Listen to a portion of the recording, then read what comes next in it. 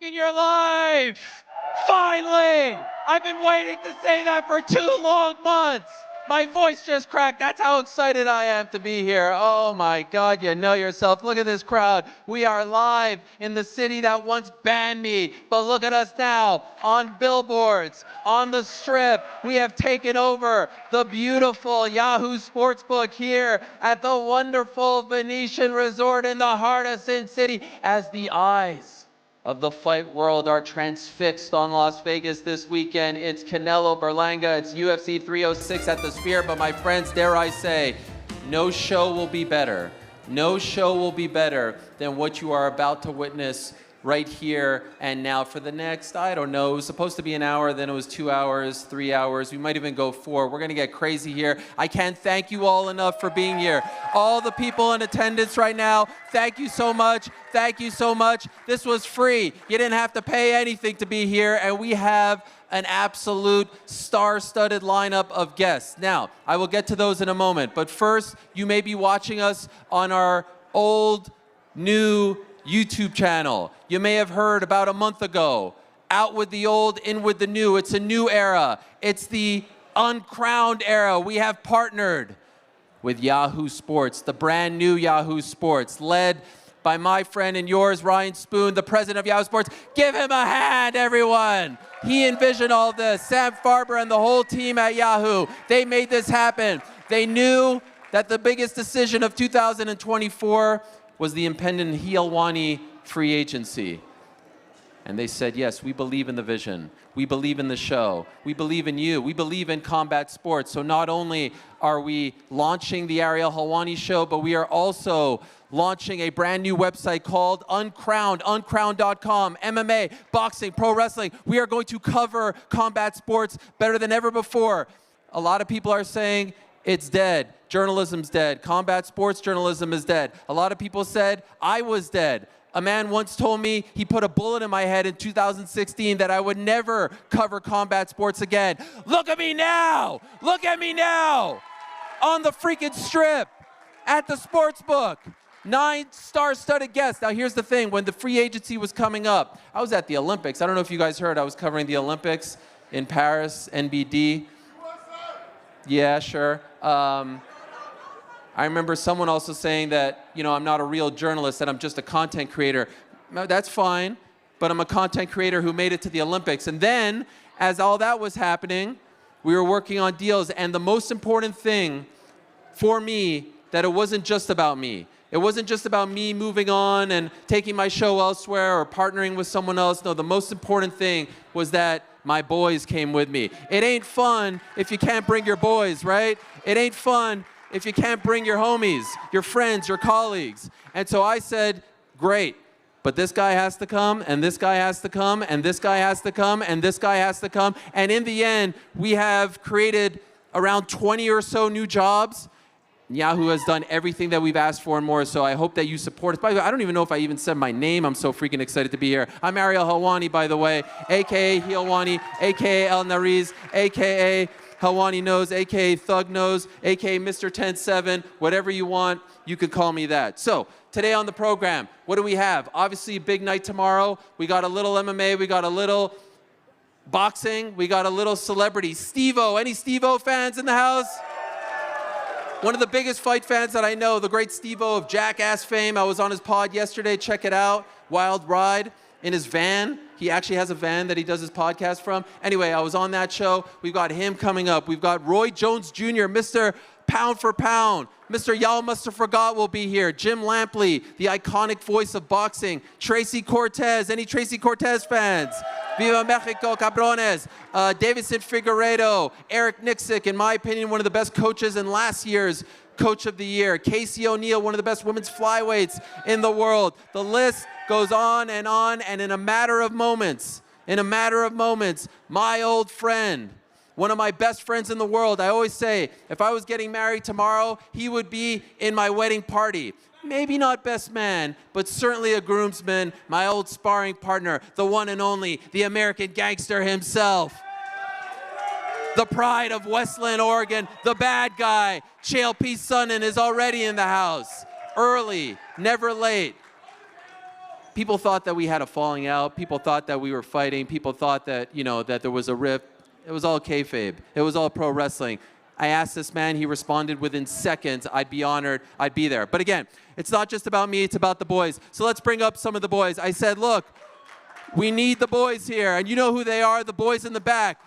First one up is the man who's been with me since 2012. When I left MMA fighting and went to ESPN, he said, I'm coming too. He didn't even have a job, but he came as well. When I left ESPN and went back to MMA fighting, he said, I'm coming too. He didn't even have a job. And so, of course, when I left to come here, the new era, the empire, the uncrowned era, he said, I'm coming too.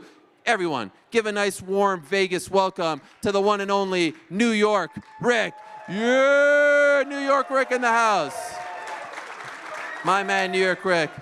One of the most loyal friends that I've ever had, if not the most loyal. And then, in addition to New York Rick, and by the way, they've got their own show coming up in October when we launch. On Thursdays, the boys in the back.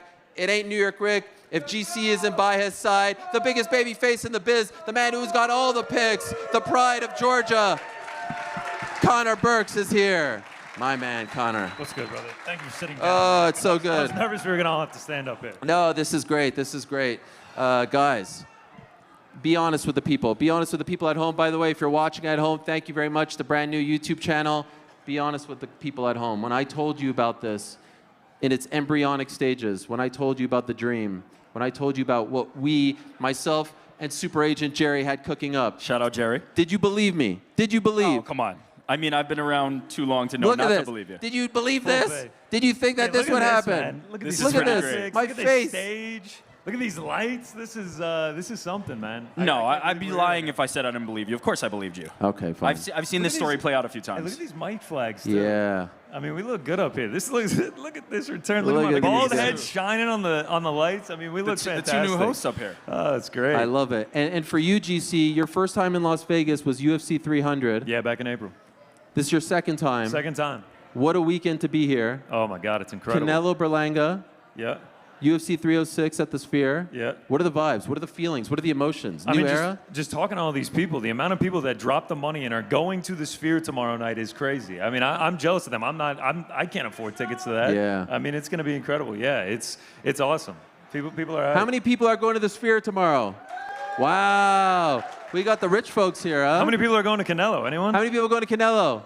Wow. Sign of the times. Yeah, not much there. A lot of buzz about the Sphere. Is there any chance that it doesn't live up to the hype, that it doesn't live up to all the expectations? No, I think they put too much money into it. It's going to deliver. You think so? Yeah, I got don't think faith. there's I mean, any- remember how good UFC 300 was. I got faith that the Sphere will deliver tomorrow too. I heard it's a love letter to Mexico. It's a I've been love told letter that. to any Mexican fans here? That's a good line. Dana should use that. Love letter to Mexico. Is this a Sugar Show crowd or a Marab crowd? Sugar Show? Yeah, I see some Sugar Show. Marab?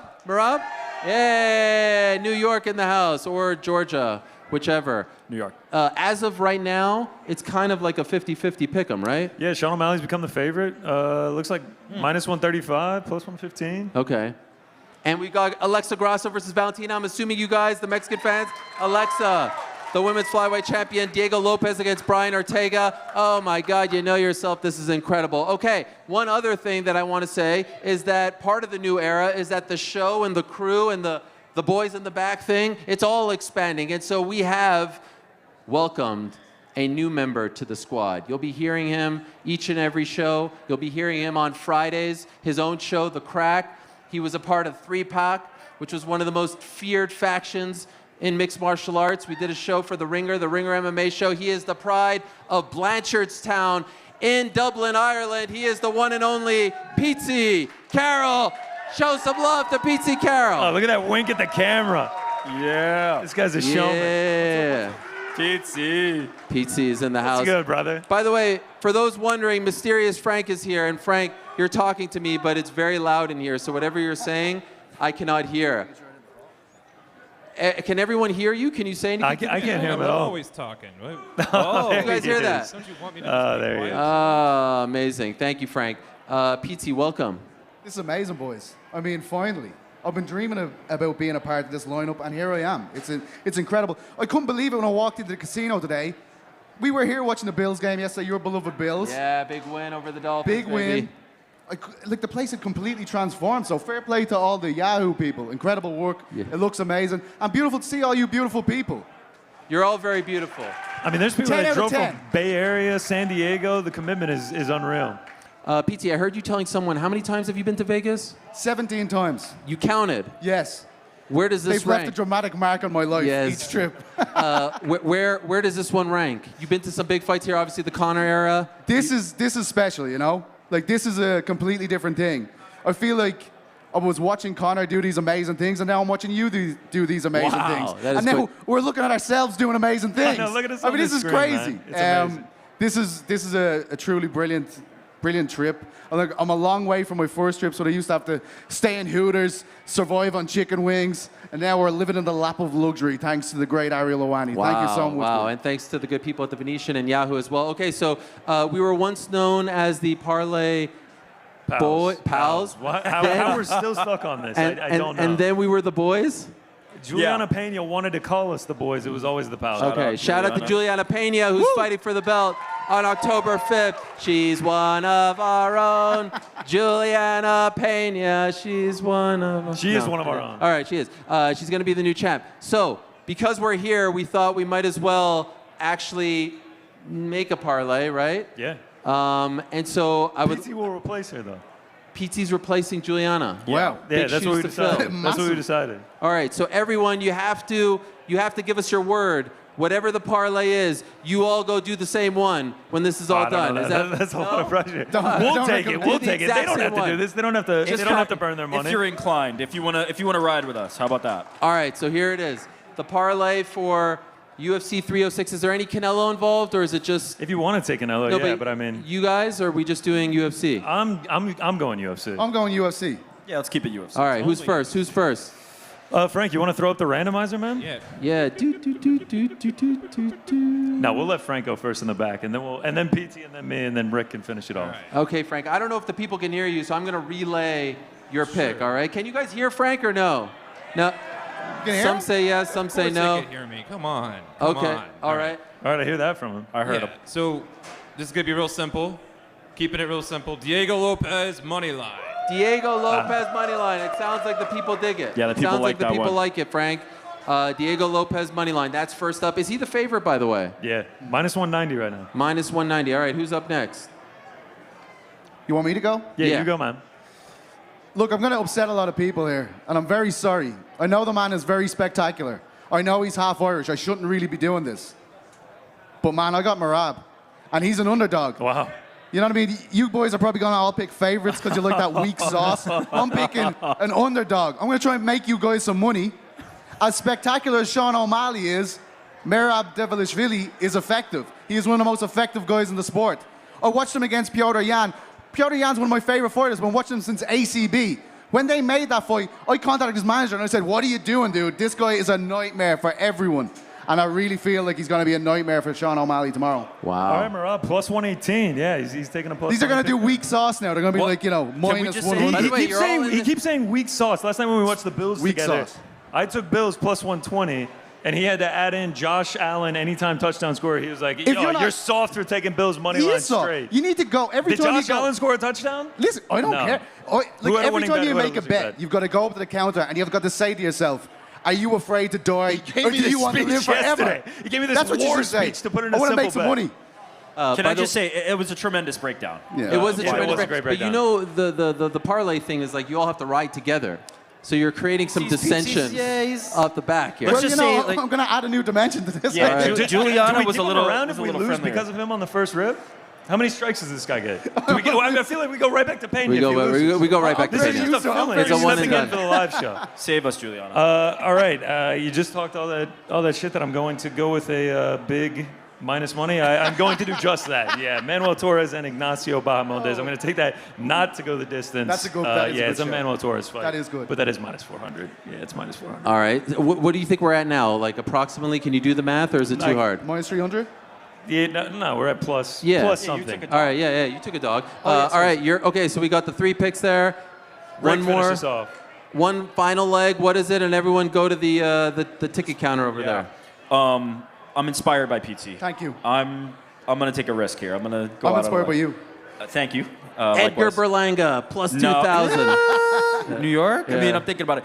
We're gonna go Valentina Shevchenko. Ooh. Alexa Grasso. Oh, it doesn't sorry, end there. I I would have liked that. I would have liked that. Yeah. Two Alexa dollars. Grasso. Yeah. Over 2.5. Over 2.5. Taking a real risk here. That's Stepping out on a limb. what is. Minus 500. Yeah, that's. Thanks, Rick. Listen, we just want a dub off the bat. Plus what I'm 399 saying. though. That gets us to plus 399. Okay. All right, I there like it that. is. And we have the windows right there. You can go Plus plus Right over 400. there. So everyone, to recap, Diego Lopez, Murat Dvalishvili Torres Torres doesn't go the distance. doesn't go the distance, and Coleman. Shevchenko Grasso over 2.5. 2.5. All Now right, we all there have it to go is. place this together. Yeah. Put your life You savings, can't not go place this. I'll Now. be your security. People put are the gonna mortgage. End of the show. We'll close it out.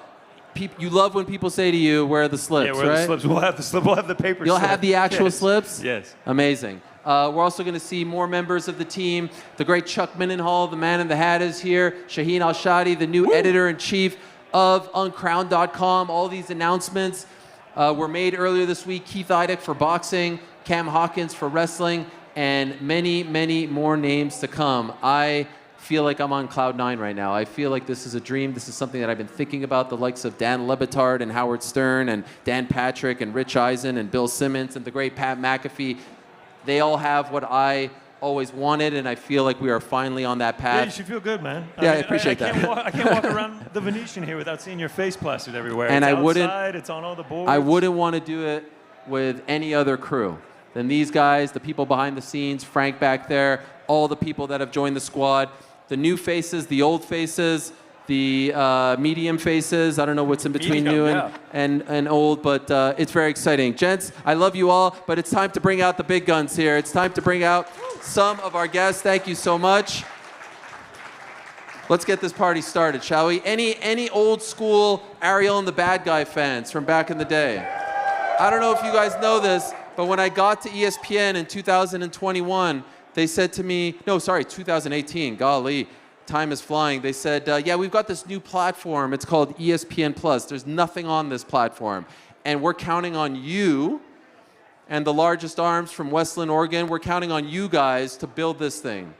For 3 years, with our hands, off our backs, we built that damn platform. And now everyone's profiting off that platform. The UFC is profiting off of it. Top Rank is profiting off of it. There's all kinds of documentaries and things like that. But we were the first. We were the ones that planted that ESPN Plus flag in the ground and got the thing rolling. And so, like I said earlier, when it was time to book this show, I said, all right, I need old reliable. I need old faithful. I need the guy who has always been there when I needed him. I need the guy who sometimes I think hates me, quite frankly. I need the guy who sometimes I think wants to wring my neck, but deep down, I know he loves me, and there was only one way to properly kick this thing off, and that is with the American gangster himself. And so Las Vegas, make some noise for the man, the largest arms from Westland, Oregon, the American gangster, the bad guy, Chael Sonnen. Yes, there he is. Yes, look at that shot. Look at that shot. How are you, sir? Oh, what are we doing? Yeah, I got the hands Yeah, full. I don't know how to greet. I'm happy to see you, though. Isn't I'm this happy. I'm not amazing? trying to do the weird Oh hug. my God, that voice. I love it. All right. What about Chael walking in with his own camera? Yeah, I got to set my camera down. Well, look at this. This is the big time. What's happening, guys? Isn't this great? Mr. ESPN here. Mr. Big Time, Chael P. I'm going to come a little closer to you. This here, is Chael. incredible. I got to tell you, I've never done a live event. I want to. I don't think I could get people to show up. No, it's tough. Yeah. And by the way, this is free. This Imagine- is awesome. Thank you. I appreciate it. Do you understand the vertical now? I saw your YouTube video where you're still confused about the vertical. Is there anything Honestly, I not can... completely. Okay. I don't know what it means. It means like, it's something online and... No, why do you call it a vertical? I actually don't know, but it's like a hub. It's like a new combat sports hub. You love pro wrestling. Yeah. You love MMA. Yeah. You like boxing. Yeah. This is going to be the place. You no longer have to go anywhere else. Chael, after all these years, still follows no one on Twitter. It's true. He doesn't follow his soul on Twitter. How he uses Twitter, or X now, is he'll type in a name and go straight to the page. Yes. You know you could just press follow and then the feed. I go to yours each day. Yeah. You've actually screwed me the last month. You haven't broken stories, and you haven't come out. And I mean, really, I was at the I'm like Olympics. a vulture. You come in and do the work, and then I take your idea. A Yes. lot of people do that. Yes, but, yes. And then you haven't put up ideas. And by the way, you were just mentioning pro wrestling and boxing. And are you still pretending you like darts? I love darts. Any Oh, darts God, fans? for heaven's Any sakes. darts fans? Come on. Come on. I remember when I beat you. Nobody likes darts. It's a spectacle. They do it like pro wrestling now with the entrances, with the music. Do they really? Yeah, it's great. I got into arm wrestling to an extent. Okay. And I covered, there was some event coming up, and I covered it, and they were so appreciative. That arm wrestling community was so nice to me. And now I want to see more, and they're doing the same thing. Wow. Yes, Like when Dana over the got into top. slap, I thought that Dana would get into arm wrestling. Like when he went to slap, I thought, no, but arm wrestling. And I mean, I only share that because it is pretty interesting. And then it becomes, nations. Like we just had the Canadian took on the Turk for the most powerful guy in the world. It's a very follow interesting this. story, yeah. Where does one watch this?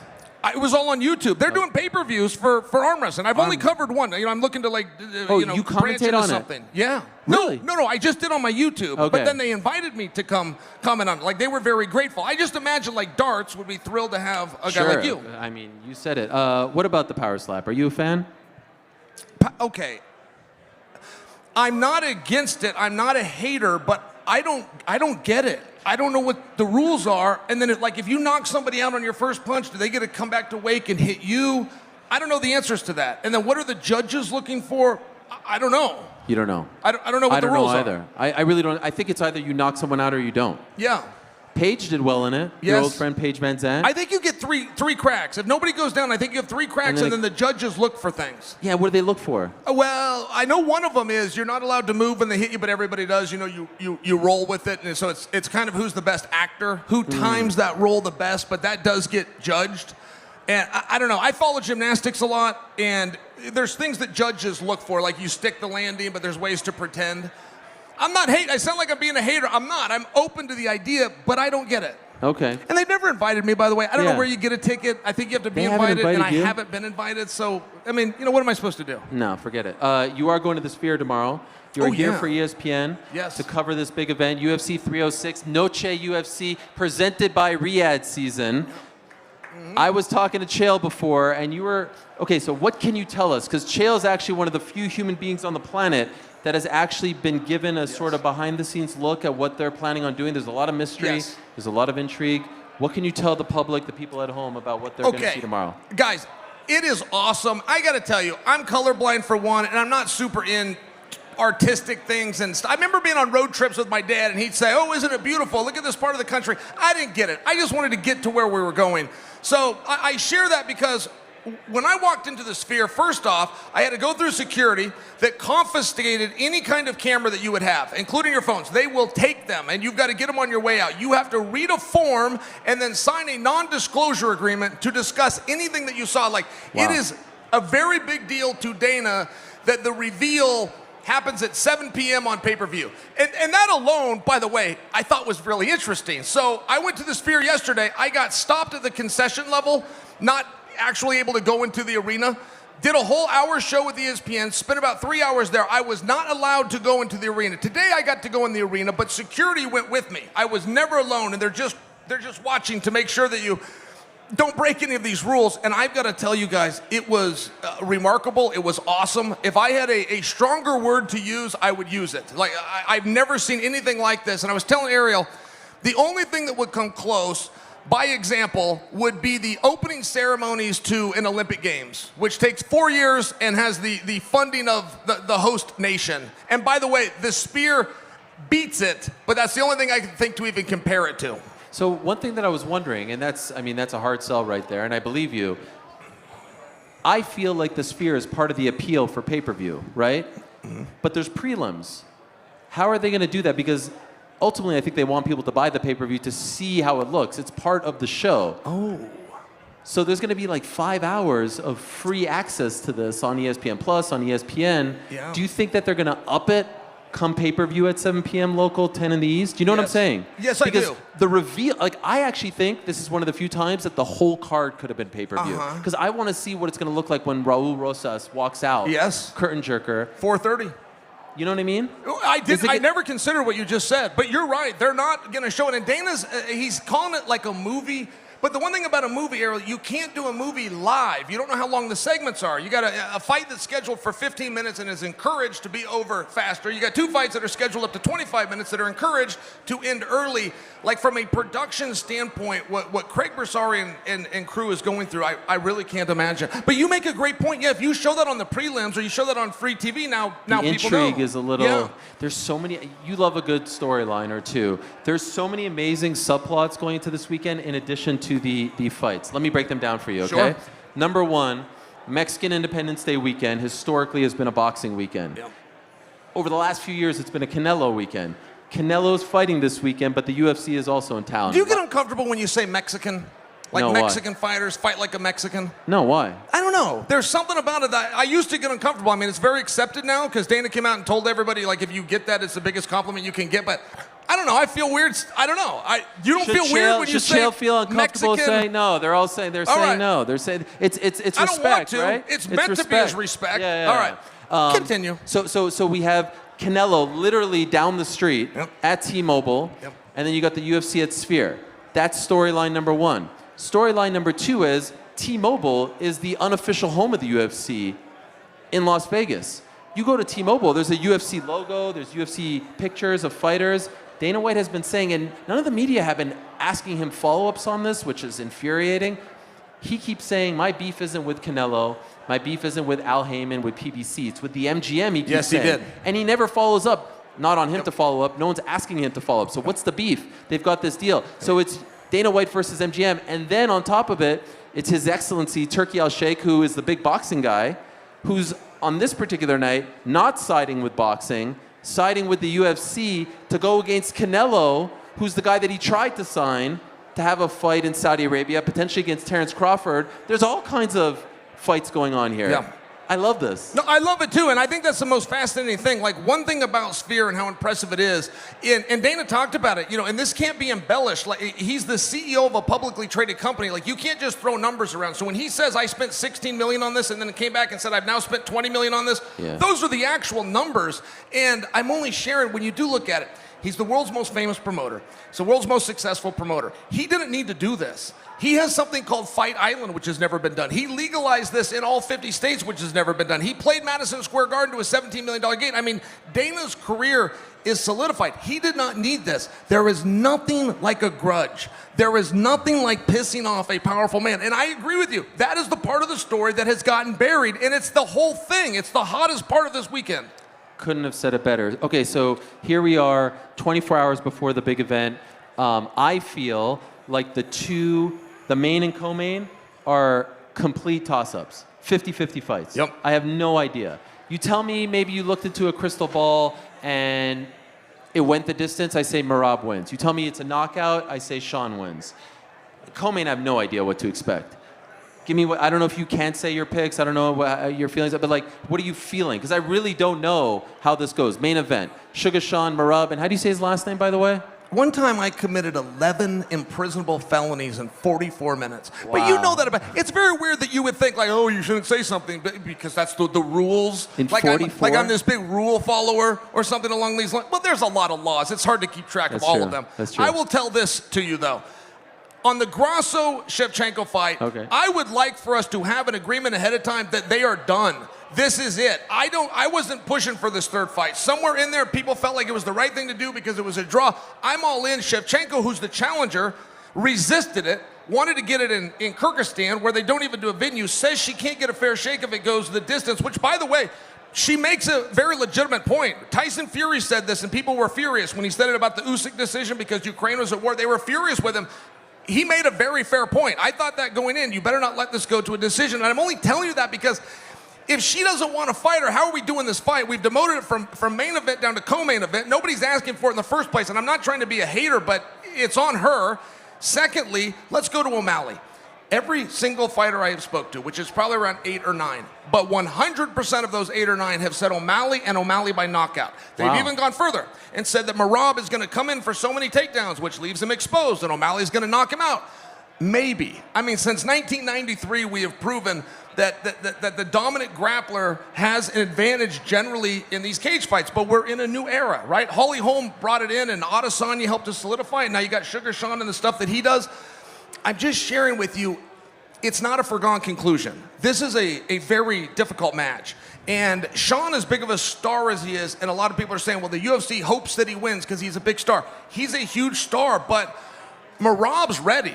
I mean, Merab has done his part of this promotion. Merab has lived up to this height. Merab would love to get that torch. You know, they weren't going to make a fight. There was a guy named Conor McGregor and a very tough challenger by the name of Khabib Nurmagomedov. I've heard of him. But they weren't going to make the fight because Khabib did not have that star power. But he was ready. And when he did get the win, he took it, became the most famous Muslim athlete on the planet. And I'm just sharing for you, Merab's ready, man. Merab's getting underrated in terms of his ability to entertain.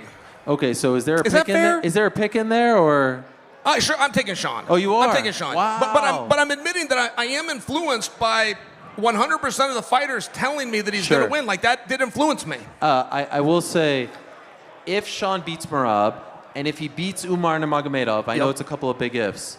That's one of the greatest starts to a title reign ever. Yes. Right? Aljo, Cheeto, who beat him. I know Cheeto's a good style matchup for him, but he still had the win over him. Merab and then Umar. Do you think after that people will give him respect? Because I still feel like he doesn't get the respect that he deserves. Like, people still think he's a fabricated champion. I fully agree with you on that. And I would just remind you of this as well. Nurmagomedov is a very interesting piece. The fact that he has already been named #1 contender, like, what if there's controversy in this fight? What if there's a decision that we don't like? Just by example, you always have the option to do a rematch, but not in this case. It's going into Nurmagomedov. Now, like anything in life, if you don't like the prize, you're probably not going to play the game. And the fact that Merab is openly saying, I do not want Nurmagomedov, I do not think he should be next. He's not asking for something easy, by the way. He's asking for Figueiredo, which on a poster does look a little bit better. But I'm just sharing with you, as a human being, if you don't like the prize, you're probably not going to play the game to the best of your abilities. And I think that it is relevant that Merab is publicly saying that's not who I want to fight. I think that matters to a degree. It might not be up to him. He loses the fight. It doesn't really matter. It's a moot point, right? Sure. Who has a better chance of beating Sean, Merab or Umar?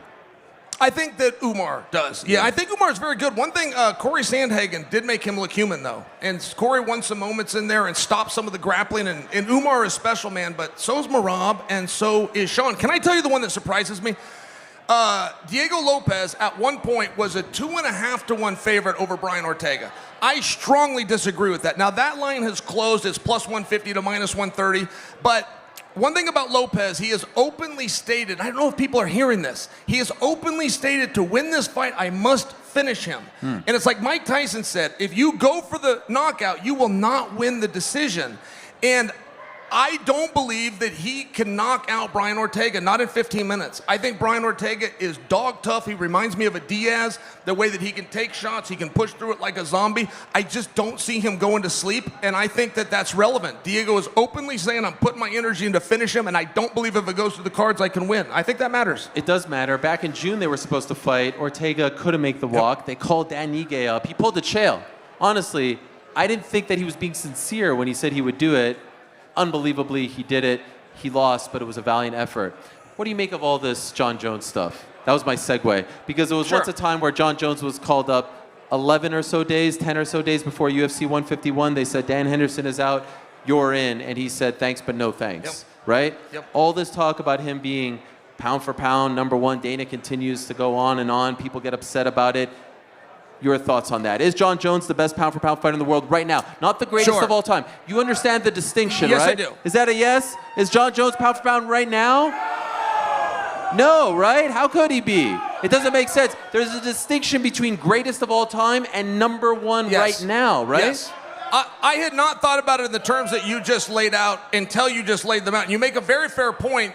To support your point, with what evidence would we have? We have not seen John fight. And the contest he had with Surreal, that's what dreams are made of, but Surreal didn't compete that night. Right. He was scared. Believe me, I know what it's like to be scared to fight John Jones. And I'm just saying, if you take that Surreal match, you're looking at 4 years, and we just don't have a lot of evidence right there, whereas you would with Aspinall, or you would with Islam. Alex Pereira. What about DDP, by the way? DDP, this guy came Alex out of nowhere. Pereira. Those all have to be in the mix. Yes. John Jones has fought once since February of 2020. That fight, I still think he lost to Dominic Reyes. Yes. Prior to that, he had the Thiago Santos fight. Split decision. Prior to that, he had the Anthony Smith fight, which honestly, Anthony Smith could have taken the belt that night, right? I would have. Right? Yeah. I don't know. I don't know if Dana's like trying to fire us up. He's trying to promote him coming in November, so he's trying to keep him active. There is a distinction between greatest of all time. It's a very easy discussion. I said last week after the great Demetrius Johnson, shout out to Mighty Mouse, right? Yeah. Oh, I love what Mighty a career. Mouse. He retired. I said the Mount Rushmore for greatest UFC champions ever is a very easy debate. There is no debate. Okay. It's George St. Pierre. Yep. It's John Jones. It's Anderson Silva. It's Demetrius Johnson. Yeah. If there was a fifth, it's Jose Aldo. Agreed? In front of Khabib, really? Khabib only had a couple title defenses. Sure. How could you say Khabib? Only a couple title defenses. Sure. Let's be honest. Undefeated, yes, but he went away too soon. Yeah. All those guys have double-digit title defenses. And so, to me, it's all... But right now, how can you say no to Alex? I think Alex is number one pound for pound. 2-division champion. He's beaten everyone that he's faced. Obviously, he had the loss to Izzy. I think it's fait accompli. I think Alex moves up to heavyweight, and he beats a lot of those guys as well. Yeah. I feel like if he wins it at heavyweight, even if it's an interim, he was trying to fight Aspinall at 300, by example. If it's an interim or the undisputed, I feel like if he wins a belt at heavyweight and goes champ, the discussion is over, whether we like it or not. We no longer talk about who's the GOAT. We refer to Alex. We don't say GOAT anymore, we say Alex Pereira. And it is an amazing thing what he did. 36 years old, he's the most willing fighter on the roster, which should not be. He's begging for fights. He wants the hardest competition, which he should not be. He should not have the confidence. He should not have the experience to do this. And a major leader in the locker room, 2-division champion, not done yet. Now, it's a big risk. A lot of guys say, oh, I'll fight anybody. And they get credit. They're always fighting guys that are perceived to be ahead of them. But that's a certain mindset, and some guys operate really well in that. That gets tested. The litmus test is when you go the other way. Can you fight a guy that doesn't belong here? Can you fight a guy that you're supposed to beat, that you're a 4-1 favorite, that nobody's going to tell you good job because it's a foregone conclusion? That's a whole nother mental challenge, and he did not even blink about Roundtree. It's very interesting, man. He's a stud. Every time they have a hole in the schedule, they say, all right, Alex, let's go. Khalil Roundtree gets a title shot after testing positive, right? He says it was a mistake. I believe him. Some people think, how do you get rewarded for that? As a man who knows a thing or two about that sort of thing, it sounds like this guy doesn't like it. What do you think of that decision? I think that it is relevant, by the way. Circarian, if I'm saying Armand Circarian, but he's also on a suspension that is planning to come right into a title fight. Yeah, but that was for punching a fan. I fully understand, but we're still talking about a commission-sanctioned punishment and having a title fight booked. Right. I mean, when this fight got announced for Roundtree, he was still under suspension. He would not even be legally able to sign a bout agreement. They just went off a verbal. It's very rare, and if people wanted to bring that into the story, I think that it's fair game. If the UFC talked to the experts and also thought that he got a bad shake on that, I would listen to everything, but the point is very fair. Does he have a chance? Yes. I think so too. Oh yeah. Roundtree does his best work when a kickboxer is attacking him. When he is slipping and counter-fighting kickboxers, that's when he's knocking people out. He did a lot of it not on pay-per-view, but he's quietly amassed 6 wins in a row, 5 of them by finish, 1 of them over Lionheart, who's a tough night out any way you want to slice it. And these guys he's putting down are guys that are bringing the pressure to him exactly like Alex Pereira does. It is a terrible matchup for Alex. By the way, you mentioned something earlier I wanted to ask you. Were you actually afraid when you fought John Jones? You said, I know what it's like. You didn't fight afraid. Afraid is a strange word, but when you're looking at a guy and you're realizing his talents and how diverse he is, or you even watch some of his attacks on television and go, okay, I don't know a counter to that. I've actually never even seen that move. There's things that what he did to Glover Teixeira, he walks out and twists his arm, and you go, I've never seen that. I wouldn't know how to defend it. There's things about John that are mysterious, and there is something frightening about that, for lack of a better word. I don't actually get scared, but for lack of a better word, I was surprised. Yes, it creates some kind of a emotion. Remember when we had our fight? Yeah. That was... It just... I've actually been waiting for you to apologize. Leah wanted to know why I was third down on the poster. I didn't actually see the poster, but she said I was third down. No. She's at home watching right now. Hey, Leah, we love you so much. Shout out to the great manager, Leah Almadia. We had a fight, but it was all kayfabe, right? It wasn't real. For the most part, you said, I don't think he's anti-Semitic, which I feel implies that he might be. Which that was what a terrible thing to say. That was after the fact when you got off the stream. All right. Your veins were like. I also did not know, though, that, like, rat had a connotation. Yeah, No, I'm sharing with that. I actually didn't. No, listen. Didn't know that. But here you are. Guys, can we show some love? Can we make some noise to the great Chael Sonnen? No, I was waiting for an apology. Oh, for what? For being the man? For saying I don't think he's anti-Semitic, which brings the suggestion that he might be. Yes, absolutely. But everything else that we talked about, Francis Ngannou and all that, I was right. Okay. Yeah? Okay. I love you, buddy. I love you. Great job. And congrats on the new Chael vertical. Sonnen, everyone. The new vertical. Chael P. Check out his YouTube channel. It's just Chael Sonnen. What a guy. This is amazing. It's great to have friends in high places. By the way, Frank, how's the stream looking? It looks amazing, man. Everything's good? Everything's great. Does my mic sound the same as everyone else's? Can you guys hear me? Everything's good? It's not echoey or anything like that? I'm always very self-conscious about these Why don't you things. just hop down and go listen to it? All right, well, I'm up here. Let's keep this train rolling along, guys, shall we? If anyone's ever seen my show, the MMA Hour, Ariel Helwani's MMA Show, it's now just the Ariel Helwani Show, which is a big deal for me. You know how we like to do it. Guest after guest, banger after banger, big name after big name, no dilly-dallying, no BSing. We keep it rolling, and we'll do just that here today. I hope you're enjoying at home. Thank you to everyone who's in attendance. We got a lot of big names to come. We got 8 more guests, so get comfortable, do your thing, get a drink, tip your waitresses, have a good old time. Next up, in my opinion, one of the best minds, one of the best coaches, and more importantly, one of the best people in mixed martial arts. He was my coach of the year last year, 2023. He may end up being that again by the time this year is over. Back in June, he was the one when the UFC was looking for a literal like 2-hour replacement to fight Diego Lopez. Dan Ige called him up and said, "Coach, get the gum shield, get the cup. We're going to T-Mobile. We're fighting on 2 hours notice." He is the head man. He is the face of Extreme Couture.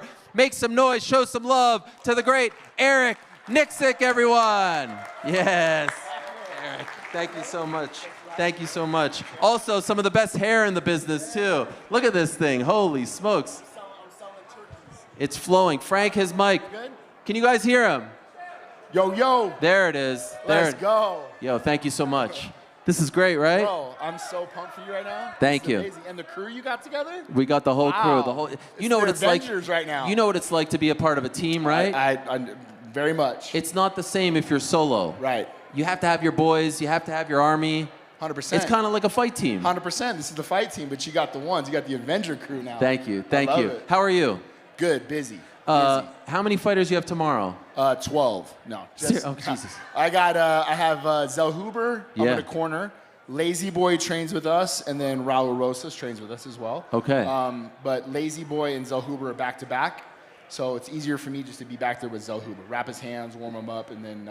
Is that tough? Is it tough to make that call? And do the fighters get upset? Oh, why are you with him, not with me? Not at all, because Lazy Boy, his first language is Spanish, and I think for this transition, having Capetillo, having Shorty, having Mike, his guys that he's comfortable with, it makes more sense that way. So all these guys are our responsibility as a team, but when it comes to the corner, you're gonna go in there and fight anyway, right? So, but my responsibility is really for Daniel. I've been with him for 5 fights now. He's my guy, so it's just easier for me to have that. And will you be in Raul's corner as well? No. Okay. Nope. I'm really curious about this, and maybe you have some insight. The big question for me, it's at the Sphere, right? There's all this hoopla. Do you have any idea what the screen is going to look like during the fight? Not a clue. And that was the thing. It's a concern, right?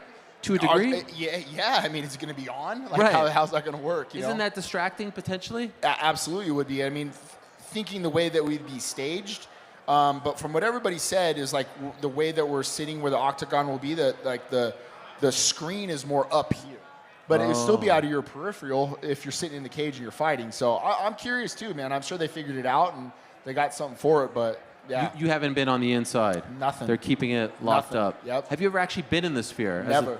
Really? Wow. You never Yeah. saw Grateful Dead, U2, Nope. all Nope. that stuff. Your Nope. first time is Yeah. cornering a fighter at that First time iconic cornering a venue. fight, yeah. Man, does it even matter to you? Like, do you get excited about those things, or you're just so locked in on the task at hand? Pretty locked in. Haven't thought too much about it.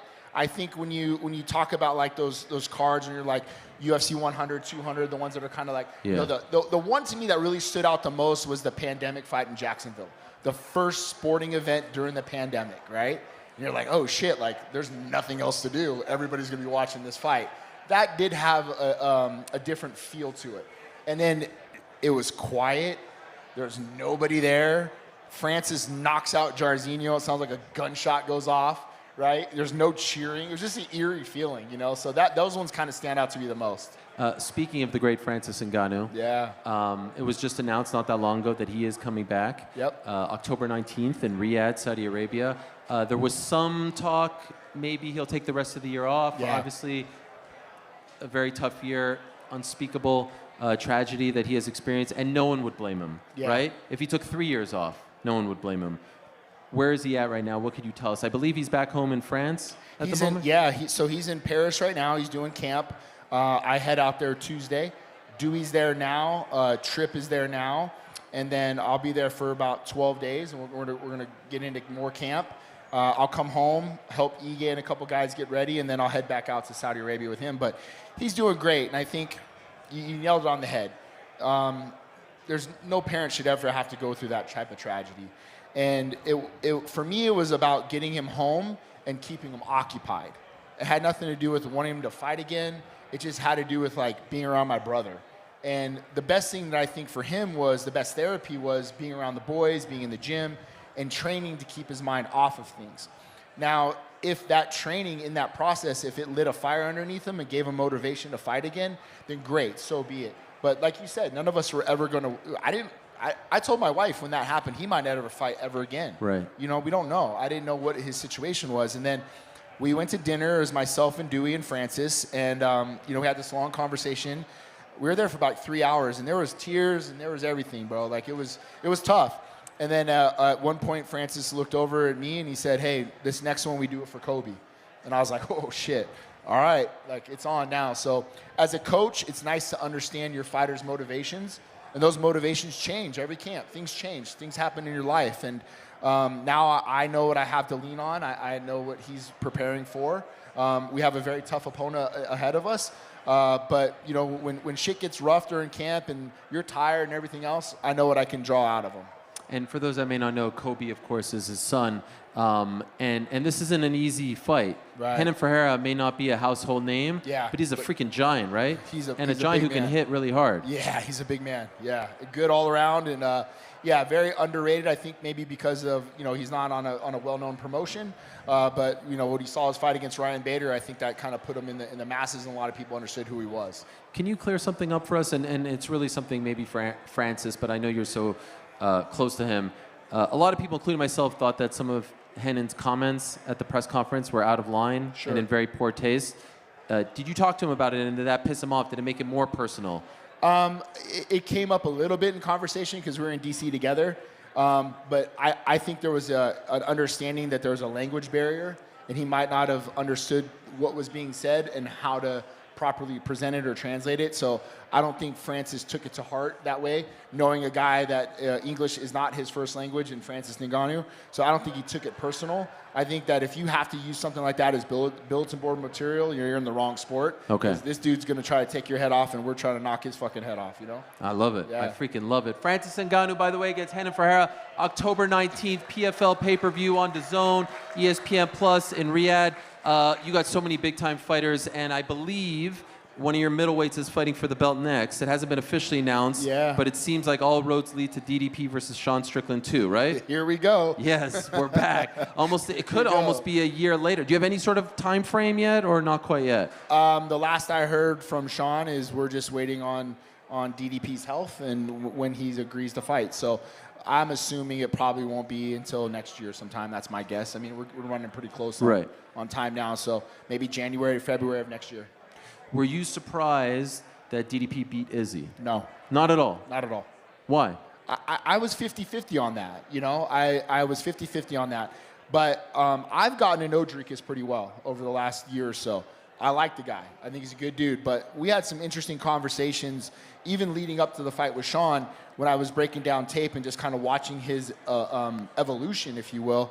And I think he really started to understand what he's trying to accomplish in there as a striker. It seems erratic, it seems a little off, but that's what makes him so good. What we were talking about, where I thought he might give Izzy problems, is when I say the word awkwardness. Sean is very awkward striker, off rhythm, takes away a little bit of your rhythm, and we talked about that in the fight. Like, don't get snake charmed by him because you're falling in love with the feints. I didn't think Dricus would do that either. Now, Sean and Dricus are not the same style of striker, but they're both very awkward, right? So stay unpredictable, and that's what I think Dricus did in that fight. He was unpredictable, and he was able to catch him. You know, I thought it was a real close fight. I thought it was maybe even 2-2, 2-1. I thought Izzy looked good, and Izzy did so many things that I wish Sean had done more of in our fight.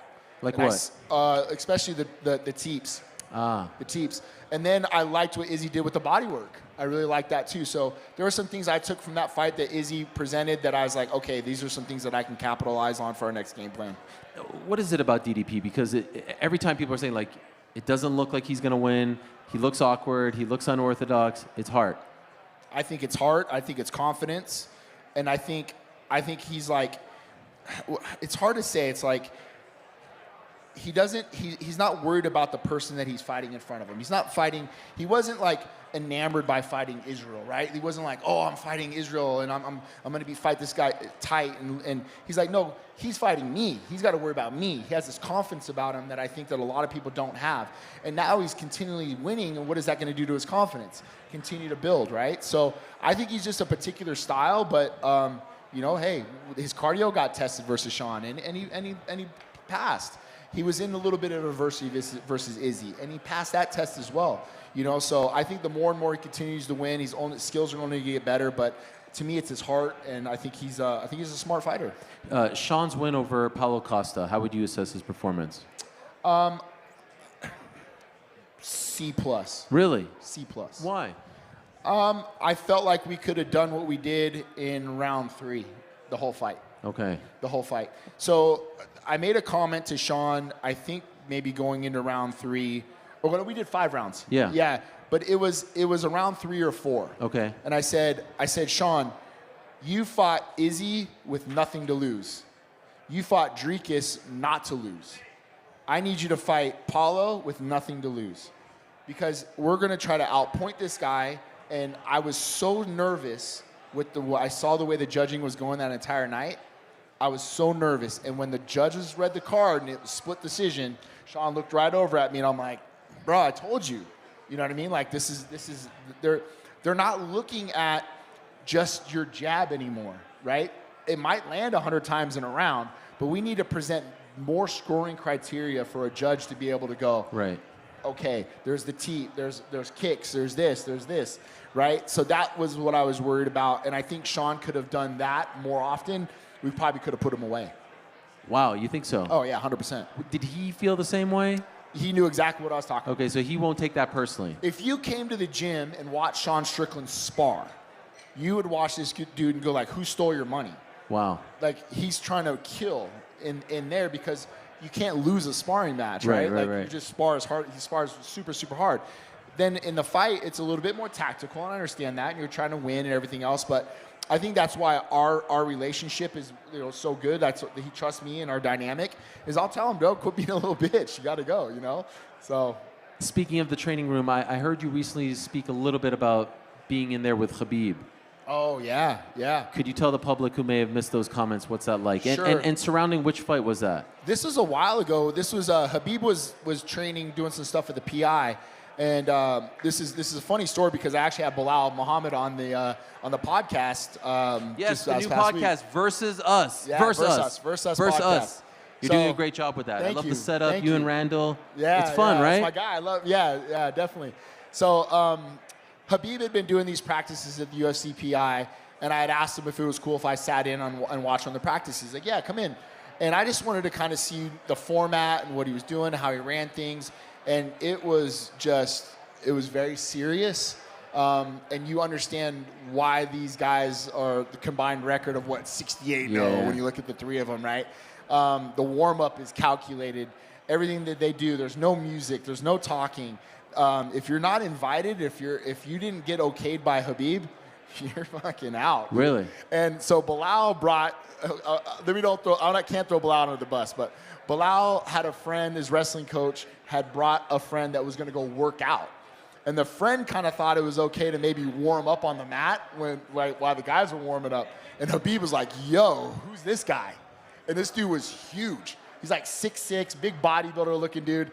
And Habib just kind of like walks up to this dude and is looking up at him, but punking him. I've never seen a dude just melt. Wow. Yeah, is he just trying to test him, or is he? He was just like, who invited you to my practice? Wow. Who vetted you in? And then he's like, well, I'm with Bilal. And Bilal's like, you ain't with me, you know? And then, so then Habib looks at me and he's like, Coach, you gonna let a guy in your practice room? You gonna let a guy on the mat that you don't know? And I'm like, I would. I'm like, no, never, man. Hell no. I'll never let that happen. Not in my gym, you know, like sort of thing. So, but it just, like watching that practice just makes you understand why he's building champions throughout, you know, his crew. Can I ask your opinion on Sean O'Malley Merab? Ooh, you have such a great mind. I really, every time I think about this fight, like I get a headache. I just don't know how it's going to play out. I don't think any one of us is going to be surprised, right?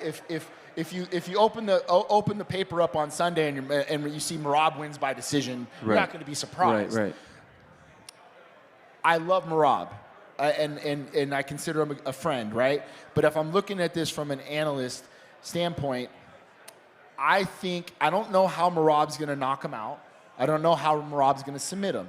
I think Merab's one main route to victory is by decision. But if you tell me 25 minutes, Sugar Sean O'Malley has 25 minutes to find your chin, I got to lean towards that. Now, here's what I see from when you break down Sean, is his slide steps, his shake steps. He'll be in an orthodox stance. He'll change and slide over into southpaw. So you think you're going to collect a single leg, but now he's in a complete opposite stance and he's sniping you with a left cross. Wow. Or he's flicking a teep up the middle. So we call it pressure release. You pressure this guy, and what happens when you pressure wrestlers? They shoot. So you panic wrestle the guy, you press him. Now you know the shot comes. You compensate for the space of the shot. You allow him to play. You play a little bit of matador. Yeah. But when you're good out of both stances, you have that luxury. So you walk him into your offense. The big key for me with Sean is not to put his back up against the cage. You got to understand and know your geography. You can't put your back to the cage. If he owns center octagon and is able to understand his exits, then I think Sean will find him. Wow. You see, I can listen to this guy talk about MMA all day long. I love that stuff. That stuff is incredible. Let me ask you very, very quickly before I let you go, Valentina Shevchenko, Alexa Grasso, another one that I have a hard time kind of breaking down or at least envisioning, because I thought Valentina won the second fight. Yeah, me too. I think most people think. Yep, me too. Didn't see the submission coming in the first fight. Right. Out of nowhere. Right. Against Valentina. And losing. Alexa was losing that fight. Yeah, 100%. So what about now? I'm worried about the layoff for Valentina. Sure. 1 year. How is she evolving? Yeah. Right? What has she done in the meantime to evolve her game? If she leans heavy on, I'm just going to out-wrestle this girl, I have to believe that Alexa Grasso has been working on those things and shoring up her game off of her back. You know, she has great coaches, Diego Lopez being one of them. Right. So, again, another coin flip sort of fight. I lean towards Valentina just because of the offensive wrestling that she does possess. But I also think it's like, you know, her ego gets in her way sometimes. I feel like she wants to outstrike this girl because that's what she's always been known for, is her striking, how good she is on the feet. So another coin flip fight. I lean towards Valentina in this fight because of the wrestling. You were in obviously Dan's corner when he fought Diego Lopez on 2 hours' notice. Yeah. By the way, Dan bummed he's not fighting tomorrow. That was kind of the thing, right? I wrote Ige on when I write him. I wrote him on Tuesday. I go, yo, what's your weight? And he's like 168. I was like, make sure that shit's 164 by Friday, but you never know. You never know. So yeah. So he's good. He's getting ready for Laurent Murphy. Right. For, Abu Dhabi. Coming up end of October. Yep. How do you think Ortega can do this, or do you think that Lopez is on this trajectory where it's his time now? Obviously, Ortega fighting at 145, not 55, which is what he was planning on doing. I mean, to me, I lean towards Ortega. Really? I do. I give Ortega the edge in the boxing. I think the jiu-jitsu cancels each other out. maybe even give a little of edge to Ortega in the jiu-jitsu because of the transitional submission game. But Diego also possesses such a great transitional submission game. We've seen him jump on that armbar versus Gavin Tucker, switch over to triangle, finish the fight. You know, he jumped a guillotine on Ige, threw him in a Darce. So that transitional submission game is very, very good out of both. So for some reason why I feel that's going to cancel each other out.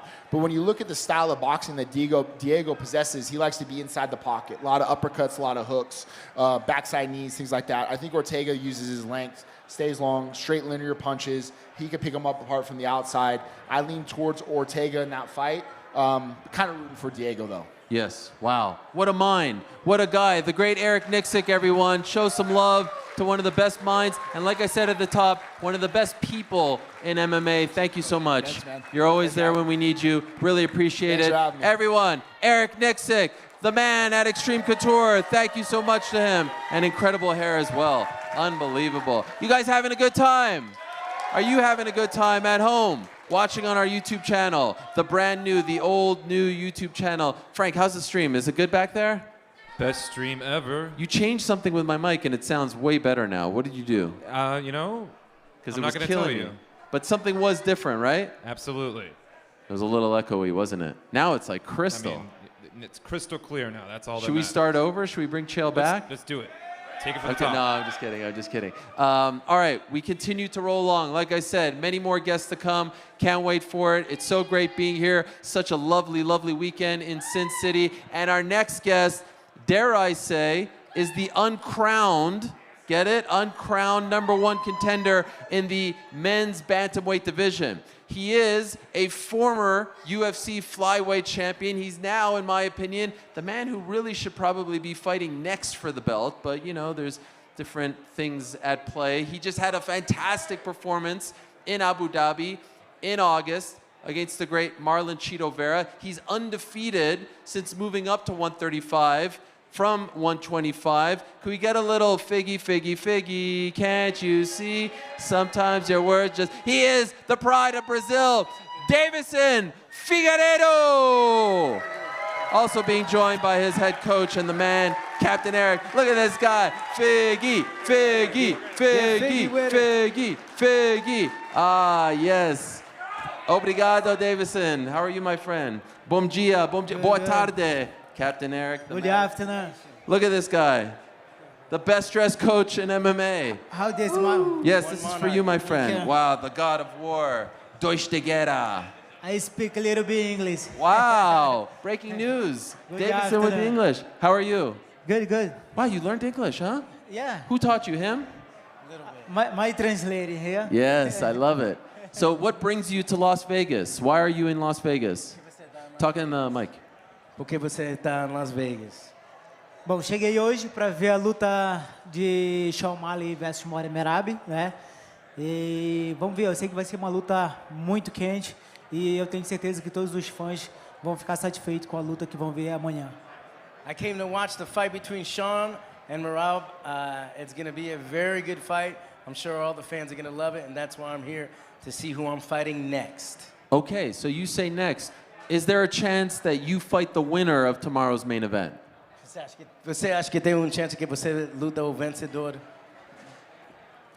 Bom, os dois estão querendo, já deixaram bem claro que querem me enfrentar, né?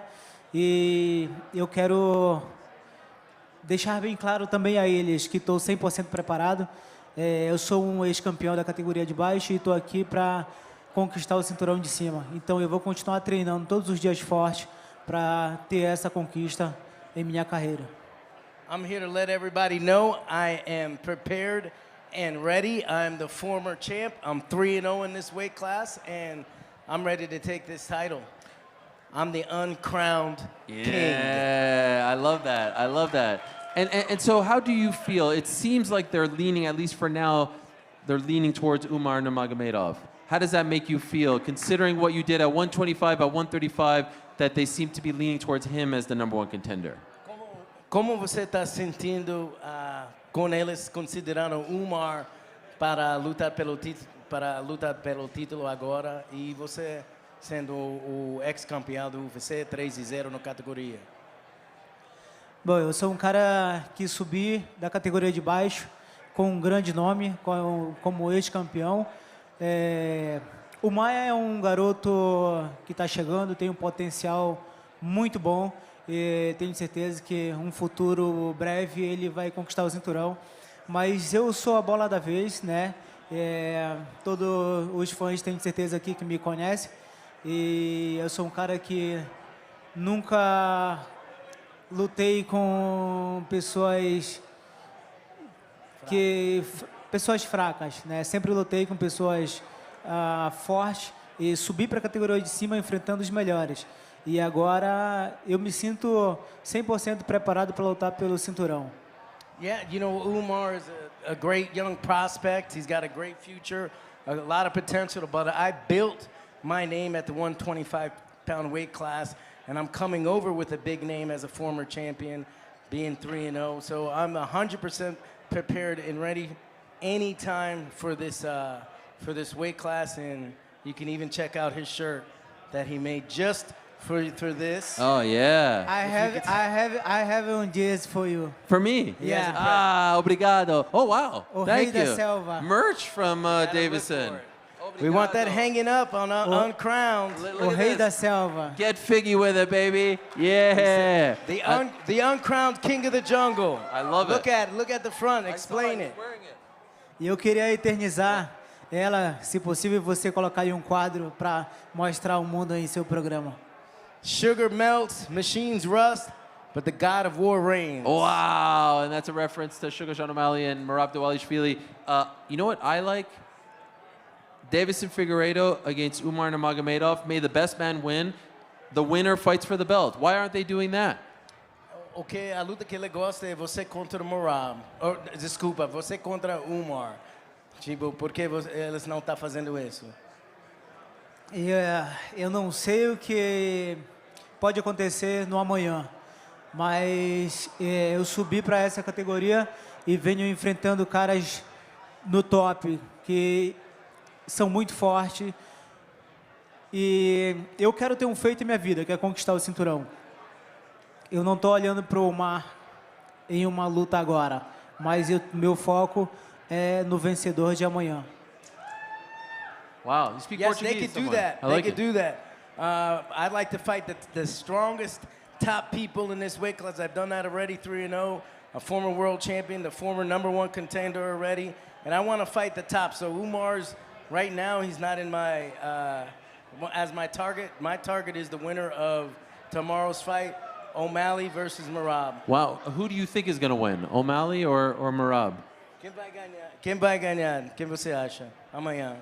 Bom, o Sugar é um cara muito bom, muito talentoso. Ele tem um strike melhor que o Merab, mas se a luta prolongar acima dos 3 rounds amanhã, eu tenho certeza que o Merab leva. Merab tem um jogo agarrado e o Sugar não tem essa defesa para parar o jogo dele. So in the first 3 rounds, I'm going with Sean O'Malley. He's got great knockout power, great footwork. But the grappling of Merab could be the difference if it goes into 3, 4, and 5. Okay. And if it does, I'm going for Merab. Do you have a preference as to who you want to win? Who Well, you'd prefer to win? Quem você está preferindo ganhar? Bom, eu queria muito que o Merab ganhasse amanhã. É um garoto que lutou com os top da categoria, nunca perdeu, né? Apesar de o público gostar muito do Sean O'Malley, mas eu estou aqui para dar a minha opinião, e minha opinião sincera é que Merab vença amanhã. I know the crowd and all the fans. Sean O'Malley's got a lot of fans, but it's my opinion. I'm pulling for Merab to win. Wow. Why is that? I'm surprised. Just because Sean is more popular, I would think that you'd want to fight the more popular guy.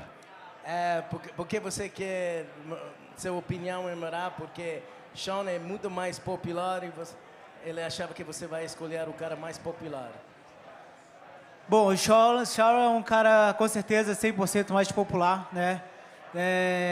Eu como lutador, essa é a minha visão profissional. Eu vejo Merab vencendo no longo de todos os rounds, né? Não vejo o Merab nocauteando o Sean O'Malley, mas 95% de chances de Sean O'Malley nocautear o Merab em 3 rounds. Mas se isso não acontecer, Merab leva a luta. Yeah, you know, Merab can get it done though. Merab, I'm pulling for Merab.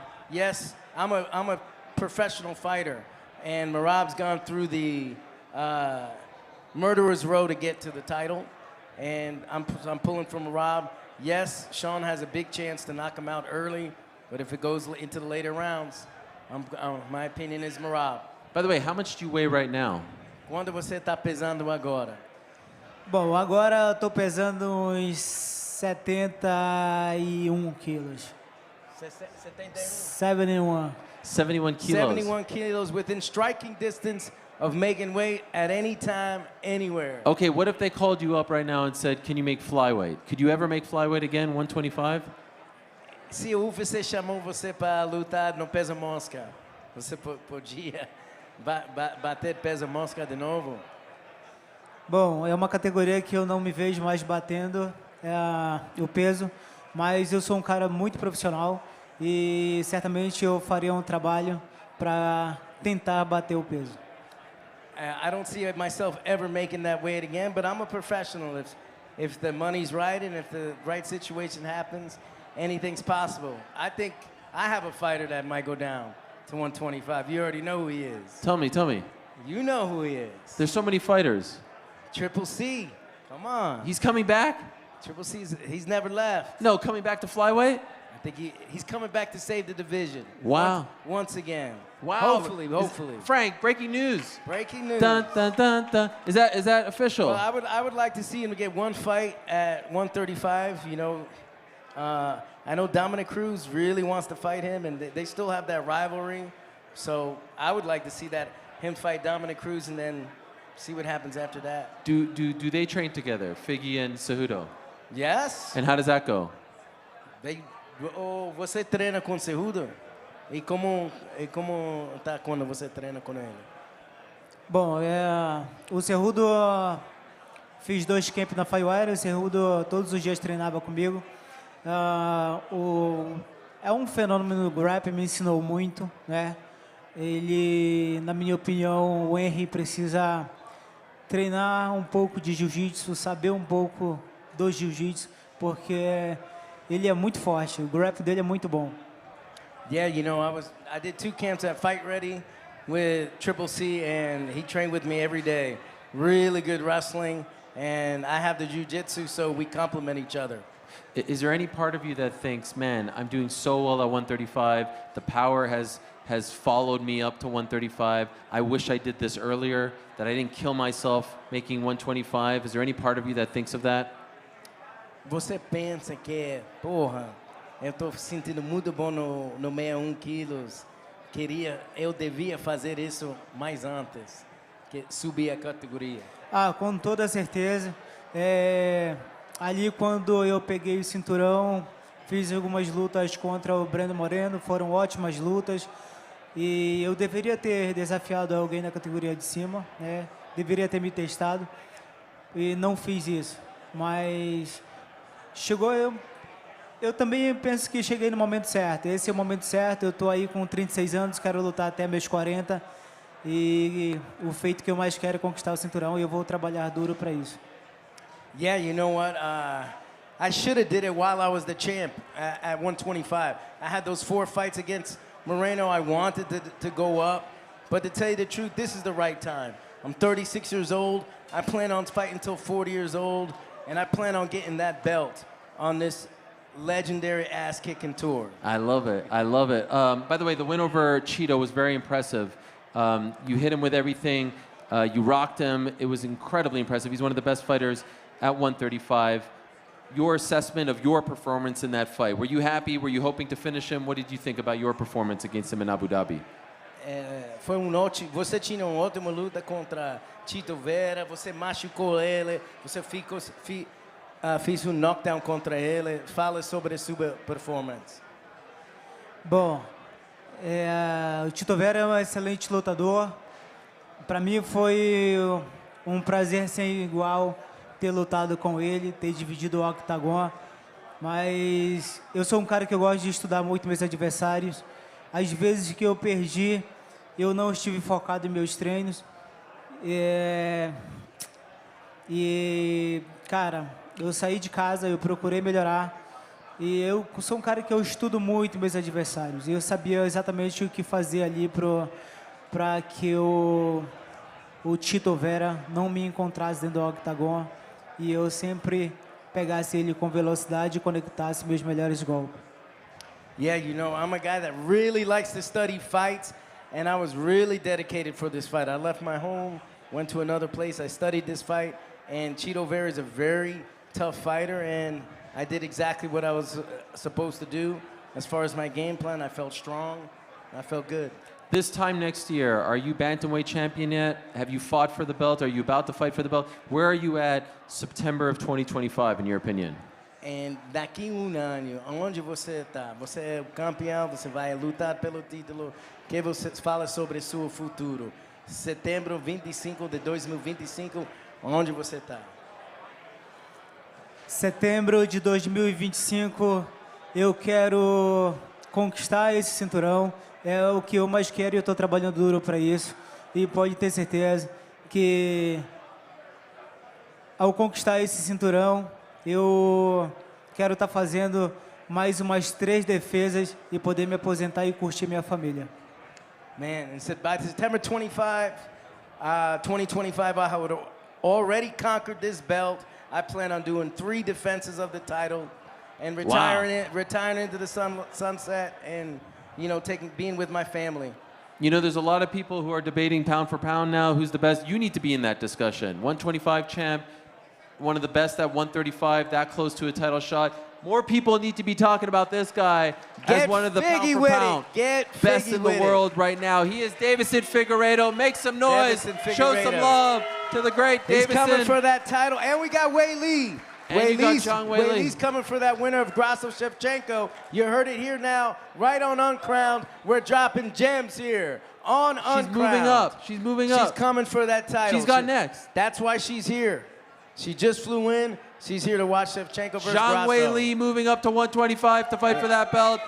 Captain Eric coming with gifts. Thank you so much. Obrigado. Thank you, sir. Obrigado, my friend, Captain Eric. You're the man. On Uncrowned. Thank you, guys. We've come a long way. Thank One you. of the best Get coaches easy with it. in the world.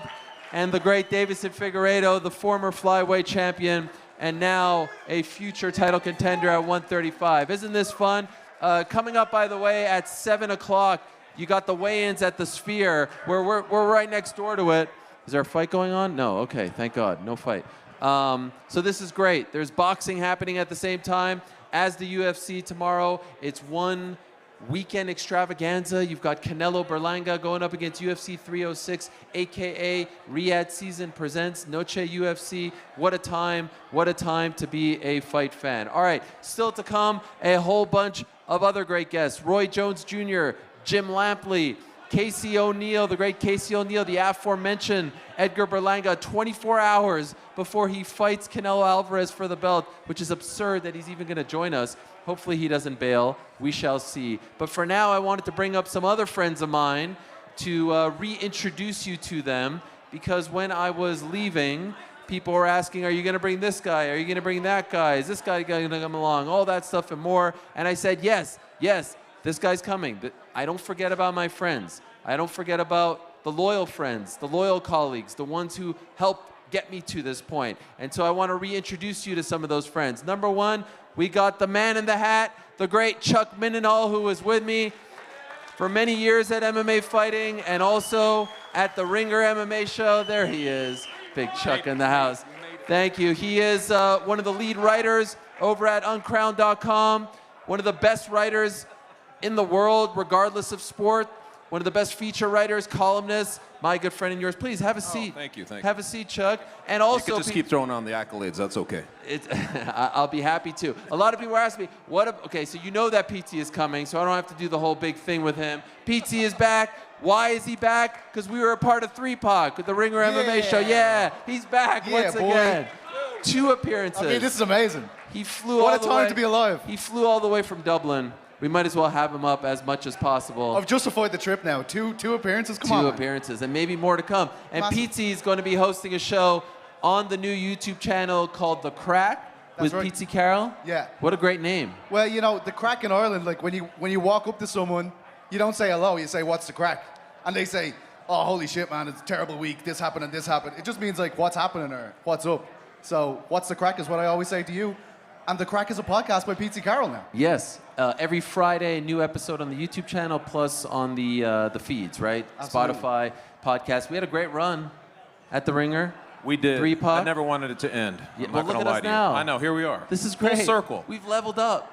We have leveled People up. were- The first time, you know, it's crazy, man. It's the first time I ever really sat down like this was at the office you're in now, at the old Yahoo. AOL, the old AOL. yes. And I was just talking about that backstage. I was like, it's Full crazy. circle. There's a surreal moment when I see this type of thing, and I see where you're at and what you're doing, and I'm with you still after all this time. What is it? It's Chuck at least Mindenhall. 15 years. Yeah, yes, 15 it was years. Crazy. 2009. I was doing a show at AOL, and it was in New York City. And then, unbeknownst to me, Yahoo buys AOL. And then when we come back to tour the new studio, the new office, which will launch in October, by the way, we will be back full swing with the studio Monday, Tuesday, Wednesday episodes. The boys in the back on Thursday, Pizzi on Friday. Same building, same floor. Same floor. That is weird. I mean, back then, you only had like 5 or 10 figurines. Yeah. I snuck one time. Do you remember that? Yeah, who was it? G.G. Allen. It was like a that's punk all right. rock guy. Jeez, yes, yes. Wow, that is a deep cut right there. And so, by the way, is the stream okay back there? Is everything all right? I'm sort of like flying blind. The vibes are incredible No, back but what there. about the stream? Have you checked on Enough YouTube? with the stream. Yes. already. Is it okay, It Frank? looks great. It's doing Hello, great, all yes. the boys in the back. Yeah. I'll join you briefly. I mean, soon. Yeah, how's the green room? It's fantastic. I mean, the stuff that's going on down there, I mean, I can't speak about it. It's that crazy back there. There's parties, I don't want to talk. I've said things too are much. being shared. I've Okay. said too much. His nose is clean now. That's good. And Chuck, you will be attending the Sphere. You're covering the event I tomorrow. will be there tomorrow, Your yes, level of yeah. expectation, your excitement. You've been to so I many haven't events. been to the last one I went to was Lad Dumont. That was, no, I went to one other Apex. So I haven't been to a pay-per-view in years. This will be novel to me. What do you think it's going to be like? Have you been to the Sphere? I went to the Sphere and saw U2. So, I mean, if you haven't been, it's a completely different experience. Very interested to see like how it's going to play out with the cage there and all of that stuff. But it is definitely unique, man. It's going to be fun. And you'll be writing for Yahoo Sports. I And then will do eventually... my debut Wow. for the Yahoo Sports. It won't yet be the Uncrowned, right? Like, so Yes, we're waiting on that, but I October. will definitely make my Yahoo debut. And we got Ben Folks in the mix as well. Ben. Cam Hawkins writing some wrestling. You're going to dabble in some wrestling? I'm gonna do more than dabble. I'm gonna jump in. Wow. Yeah, I want to. And You've been I- talking about it forever. I've got to do it, man. And you're going to be writing too. Yeah, I don't know if I can actually write anymore. I was speaking to someone who's going to join us up here soon. But I'm freaking him out a lot. I'm like, yeah, let's see if I can do it, you know? It's going to be incredible. And then he found out I'm actually going on vacation next week. He's not happy with that, about that at all. No, it'll But, be okay. We'll improve. We're going to bounce back from this. All right, so let us talk to the aforementioned editor-in-chief. Oh, we stand up for this, yes. Editor-in-chief of the site, my friend and yours, the great Shaheen Al-Shadi is here as well. Yeah, Shaheen. Editor-in-chief El Jefe. El Jefe is here. And he even made his own merch. Look at this. He even made his own merch. Own merch. My man, how are you? Great to see you. So there was once a time where you hosted a show with this man. It was called The Man and the Myth. Man in the Myth. Yes, sir. And Used to love the sound quality of that show, if I It recall. was amazing, Yes. yeah. And then you guys kind of broke up, and then we took Chuck, and then we did the 3 Puck thing. You stole him from me. But now we're all back together. Oh my God, it makes me so happy just to be here on stage with you guys. I've missed this so much. This Yes. is so beautiful. You actually haven't officially started, right? I think you start on Monday. On Monday, first Yes. day Monday. First day jitters? No, not at all. I'm so freaking excited He to says get going, that. man. This Says is that backstage. He was what nervous. this man has done, building this, unbelievable. Thank I you. cannot wait to get going. Yes. And so tell the people, tell everyone at home, what are the plans? What's the vision? What is uncrowned.com going to be? People say MMA journalism is dead. People say the high quality work does not exist anymore. Just go higher. Yeah. Yeah, I got you. I got you. It's been a bit. It's Yes, been a bit. yes. We're here to prove that that's not true. We're going to bring MMA journalism back. We're going to bring combat sports journalism back. High quality work across the board. We got the best damn writers in every sport. I cannot wait. It's To gonna be hell with the unbelievable. influencers. Yeah. Is this Take like it over. is this an anti-influencer movement? Anti-influencer. That's what we're going to do. That is. We need to get a T-shirt, influencer. I actually don't mind the influencers. I think there's enough. You kind of dabble, I feel. I mean, I am You a dabble. quasi. You're a darts influencer. Yes, but I just think there's a lane for everyone. It just can't all be influencer journalism. I don't know what the name is. I don't know what that's called. No, mate, when I was at UFC Manchester, there was more influencers than media there. When you say influencers, what do you mean? I mean people who don't really cover the sport, who are there to, you know, use their They don't platform. write about it. They don't actually. Yeah, and they just show up and they're treated the same as media. I think that's an issue. I don't think it would happen in any other sport. No, why do you think it happens in our sport?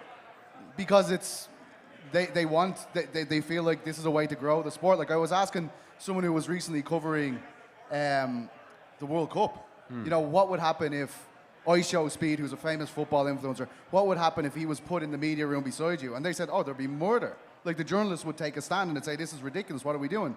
You need to treat us with a different pair of gloves. That's not what's happening within the UFC at the moment, as far as I'm concerned. It's also the ease of access, right? Like I'm trying to do this, I'm not going to the NBA and I'm not getting access to talk to LeBron James right away. But in combat sports, it's a lot easier to get access to these guys. So it's just more of a window to it. I also like that you're sort of becoming this final boss of these influencer journalisms. Oh my God! It's Shut tremendous. What does that mean? Shut that one cat down. There was that one jabroni at the Jake Paul fight against Mike Yeah, Perry. just throwing down the gauntlet like that. I mean, appreciate that. The thing that just bothers me is when they go to the press conference and you want to masquerade as a journalist, that's fine.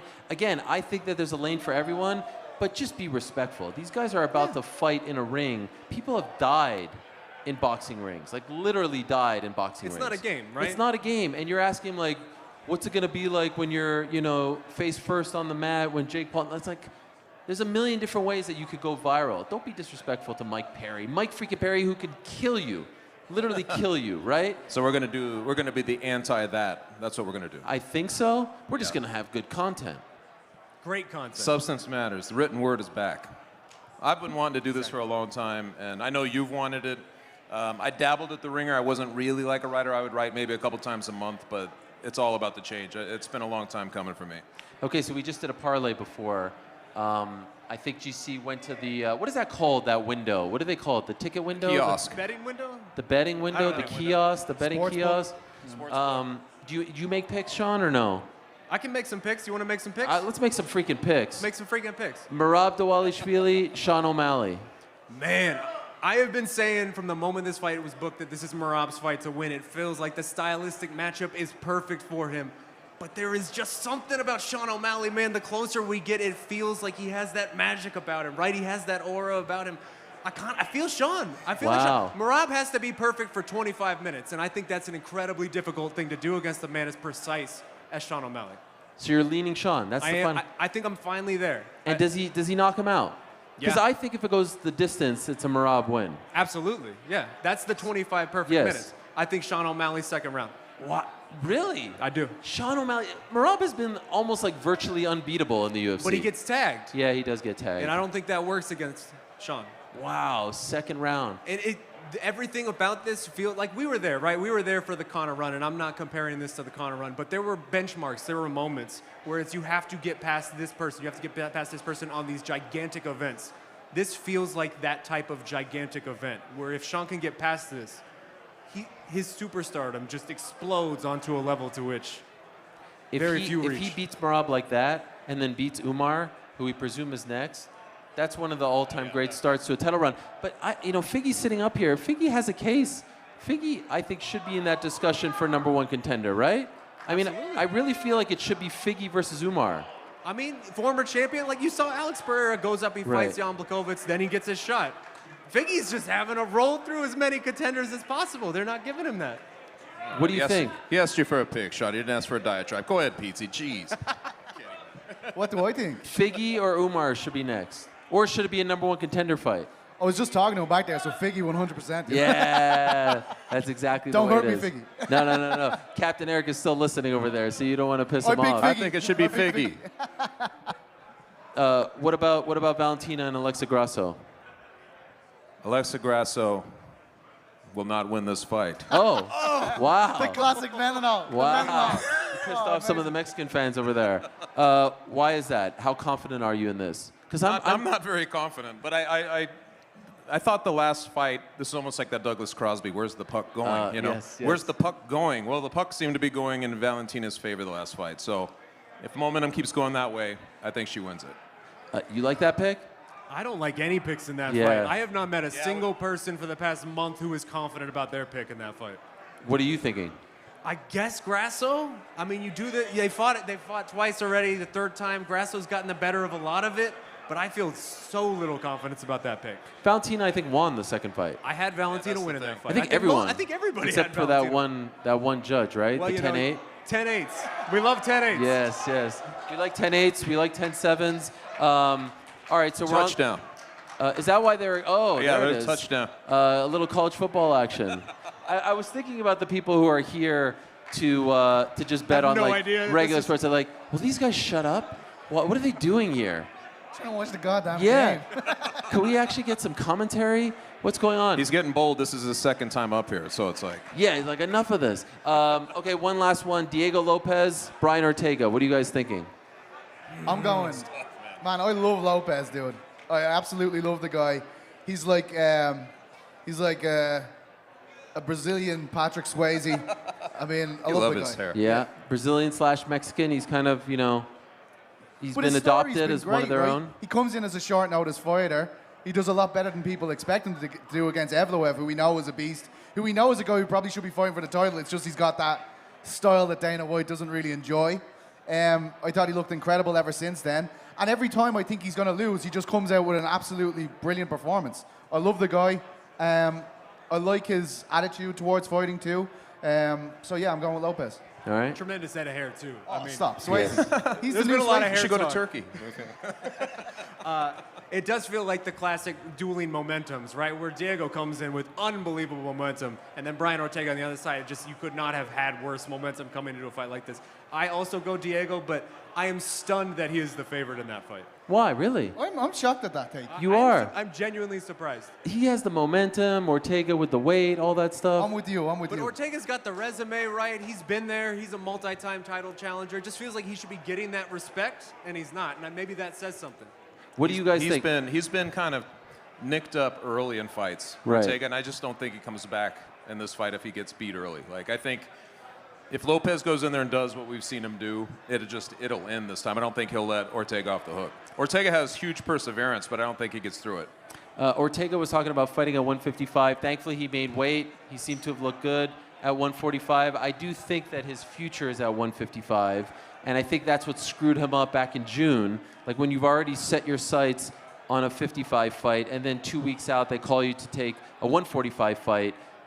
Now you're changing your body, you're changing your diet, all that stuff. So I think it will be a close fight, but I lean Diego. I just think the momentum is in his favor. You know what I'm wondering? Because I can remember when Yair fought Brian Ortega. Yeah. The Mexican fan base were clearly on the side of Yair. I wonder, are they more in the favor of Lopez, despite him being Brazilian, because he is ingrained so much in the Mexican scene? I wonder if they are, more fond of Lopez than they are Ortega, even though Ortega has a It's a bigger good claim to question. the nation. What do you think? I think actually Lopez. He has more of an association. That's right. With that whole Grasso camp, Irene Aldana. Who do you think the crowd's going to be for with O'Malley and, That's a and great Merab? one. It's so that is a weird because that's question. the only fight that doesn't have I any know. sort of Mexican component, although I believe O'Malley's wife is of Mexican descent. So Yes. there's the connection right There you there. go. That'll do. I think O'Malley. O'Malley's going to first of all, I am all in on the Sphere thing. I love when the venue is a part of the story. Sometimes the UFC goes to Japan, and then they go to Australia, and then they go to Toronto, and then they go to Chicago, and it always looks the same. I love the fact that they're dropping that, and they're really leaning all the way in. I mean, did you see the people that they've hired as far as production? They sent out this email, Oscars, Grammys, Super Bowl halftime, Taylor Swift Eras Tour. They have assembled a who's who, and usually the UFC doesn't like to bring people from the outside. So I can't wait to see that, but I can't wait for Sean's entrance in particular, because I feel like Superstar is going to play. They're going to do something incredible for him. They're going to give him all the bells and whistles. I think he's going to come His across star as the level biggest is going star. to shoot if he's able to win that fight. Oh my God! I mean, it doesn't matter who he fights next. If he If he wins this fight, I think he's going to be that guy in that stratosphere now. It's I know gonna you were catapult. mentioning this before. You said he's already there, but I think he's got. There's another layer. There's another level he'll reach. And that's what I'm saying. Like this event, this is what we ask from the UFC, right? So much is cut and paste. So much feels the same, looks the same. This feels different. This is them taking a big swing. This is them trying something. That's what we ask for. I love this. I love everything about this. Go ahead. I love it too. I just think it's like I'm so excited to see what this looks like, and I realize that I'll be in the air without a clue what is happening. Like during You're this going home event. to on a vacation. Yeah, we're going to the Amalfi Coast, baby. You couldn't have waited one day. I mean, I tried to make everything work. I'm trying to please everyone. I'm trying to make my missus happy. I'm trying to make you happy. I mean, It's tough. You know what he wants? He wants to watch football Sunday. That's all he cares about. He wants to get home, watch football I Sunday. would love to be here watching How football. about them Bills? Delighted that you all are here. This is going to be incredible. There's nothing like being able to work with your friends, work with your colleagues, bring them along, and see them shine as well. And I can't wait for all of you to shine. I can't wait to work with you, and I'm so happy that we can all call each other colleagues and never split up again. Let's never do that. No. Because we all had a great run at MMA fighting, and we all went our separate ways. But now we're back, baby. Yeah, my Three pocket guys. change, baby. That's right. That's right. 3 pocket change. Chuck Minenall, PT Carroll, the great Shaheen Al-Shadi. Thank you, guys. Let's show them some love as well. And thank you so much to them. All right, we keep the train rolling along. Thank you so much. About halfway through, a little over halfway through the program. Again, tomorrow night, UFC 306, Canelo Berlanga. We are going to officially launch our show from our new studio downtown New York City in mid-October. The site will launch in mid-October as well, but we'll give you goodies. There's already on the podcast feed, by the way, there's already a show that we taped back on Monday.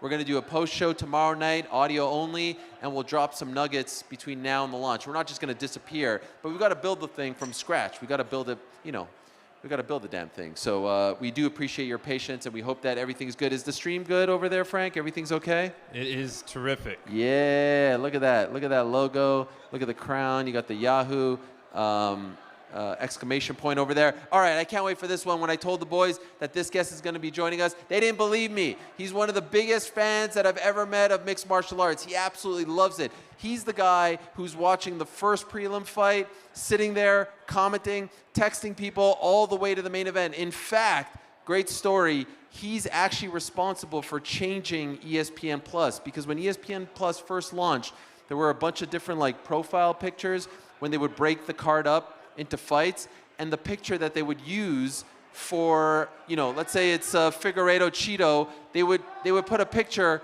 of Figueiredo with his hands up. They would spoil the result. He texted me, he's like, yo, you got to change this. I'm going back to watch these cards, and the result is being spoiled before I'm able to even click on the link. And so I told my friends at ESPN Plus, and they changed it. It's as a result of the one and only, the inimitable, the often imitated, never duplicated, Mr. Jackass himself, Steve-O, everyone. Yeah, look at this guy.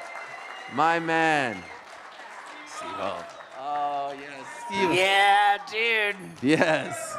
What's up, Steve? How about this, man? How about this? Are you okay with this? Do you want me to put Oh, this? dude, I'm good. By the way, did you always have these tattoos? I did not, man. These are new. They're new.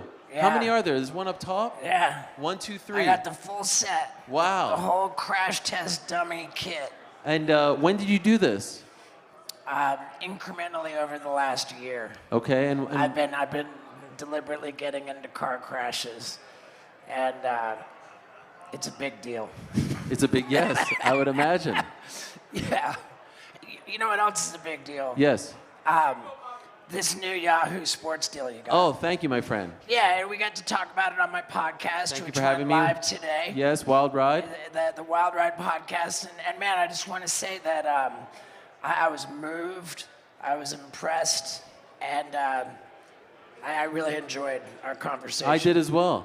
It was a long day for me because I flew out early, so I wasn't Right. sure if I was coherent, if I had dude, the energy. You were fantastic. Okay. Absolutely fantastic. I described every episode of the Wild Ride podcast, I assign an adjective. Okay, okay. And I called that a fact-finding episode. Wow, I like that. Yeah. I like that. Nothing but the truth out of this guy. Yes, that's what we believe in. It has to be. And by the way, is this a real one too? Oh, yeah. Wow. Yeah, I got a penis tattooed on my forehead by the great Post Malone. Is that true? Yeah. Wow. It's an actual penis. Yeah. Oh my gosh. I like it. You guys like it? Yeah. I mean, what inspired that? I was lashing out at my 50th birthday. Okay. You look fantastic, by the way, for 50. Well, thank you, man. I've been working really hard at taking care of myself. How old are you? I'm 42. Wow, you look great too, man. Thank you. I appreciate Fantastic. that. Go us. Yes. Yes. You know, it's at this general age when the extent to which you've taken care of yourself really shows through. Right. And there was a point where you were kind of not going down that path. Correct. I've treated myself like shit. Yes. Put it mildly. What was the turning point? How do you go from this path to get onto this path? The healthy path, the clean path. Was there a moment? There's definitely a moment, and it just got bad enough that I surrendered to the sober squad.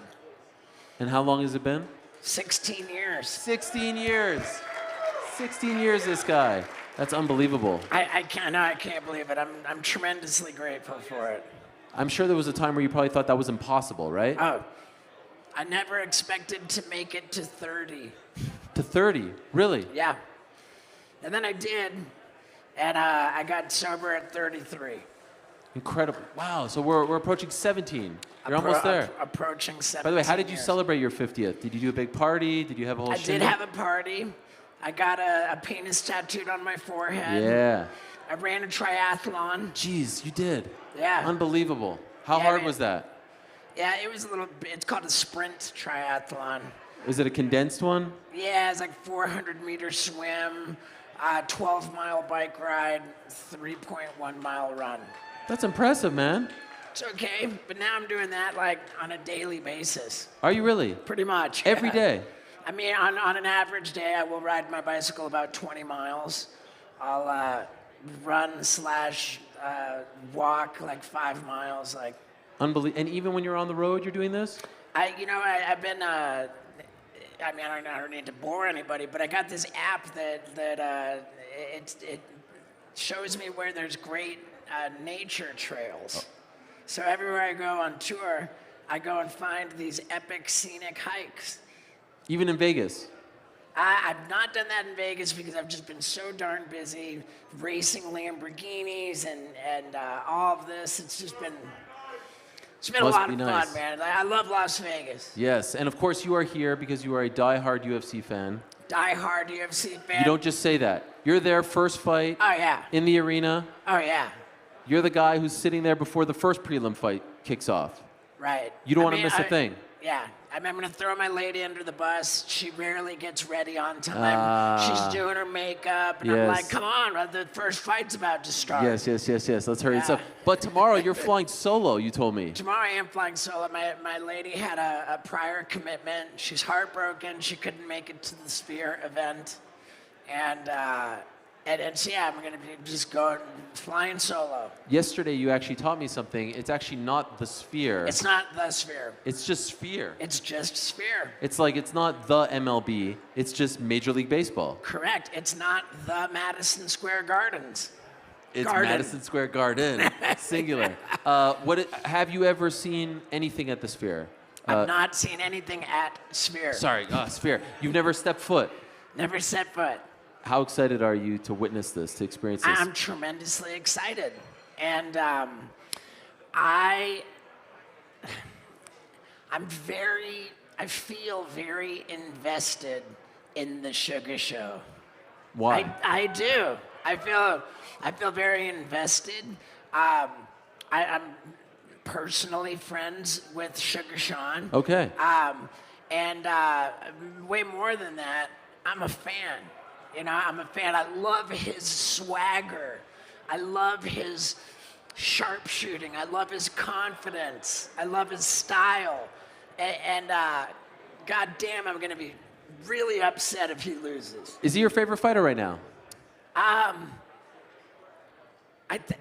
far as showmanship, which we discussed, swagger, the it factor, the excitement of the fights. I'm gonna go ahead and say hell yeah. Wow. Let's go Sugar Show. I love it. Are you worried? Because some might say, including myself, that this might be his toughest test to date. Even tougher on paper than the Aljo fight, which I thought was going to be a supreme test for him. Right. And he passed. As we discussed, I see this going maybe a little bit more like the Piotr Jan fight. Okay. Standing? I mean, just as far as going the distance, maybe it's scary, could. And this is 2 extra rounds. That was a 3-round fight. This obviously 5. Right. I mean, it's definitely going to be a challenge, but I think he's got it, man. I think he's got it. There are a lot of people right now wondering who's the new face of the UFC. Conor's not as active. John Jones is on the back end of the career. Khabib is not active anymore. Is he the guy? If someone would say to you, who is the face of the UFC right now? Are you picking Sean O'Malley? I think a lot of people would point to Alex Pereira. Yes. He's been probably the most active, stepping up to like crazy fights. I think between Alex Pereira and Sugar Sean O'Malley, I would say those are the 2 guys. Where do you and Conor McGregor stand at the moment? Oh, you know what? I don't have any relationship with Conor McGregor. He has whined a little bit when I've voiced opinions. I picked Dustin Poirier to beat him. I bet on Dustin Poirier to beat him. I won the bet. Which fight was this? Second or third? This was the one where he snapped his leg. The third, yes. We haven't seen him since. Right. I mean, nobody wants to see anybody snap a leg. No. But nobody wants to see somebody insult another man's wife after he snaps his leg. That's true. Do you think we'll ever see him again? I would say yes. I would say yes. And if the sparring footage that Conor posted is indeed current, it's evident that he's in good shape. He's lost all that weight. Like, he looks reasonably sharp. I think we see Conor fight again. Do we see him win again? Less likely. If you're Michael Chandler, how long are you waiting for? Like at this point, we're approaching 2 years since his last fight. I know. It's such a tough dilemma, right? Especially when he came into the UFC saying that he wasn't here for a long time. He was here for a good time. That's right. It's not been a good time. Well, at least the last 2 years haven't been great. I mean, he's been a tremendously exciting fighter. There's not a more shining example of somebody whose stock has risen off the back of a loss. Yes. Or multiple losses. But he's lost a little bit of momentum. He's lost a lot of momentum. He hasn't And fought. Some people are saying, let's go, get back out there. How long are you going to wait for? Right. But I don't blame him for waiting. It's a massive payday. It could change your life. Very interesting that Jorge Masvidal piped up saying that he wanted to come in here and fight Michael Chandler. Yeah.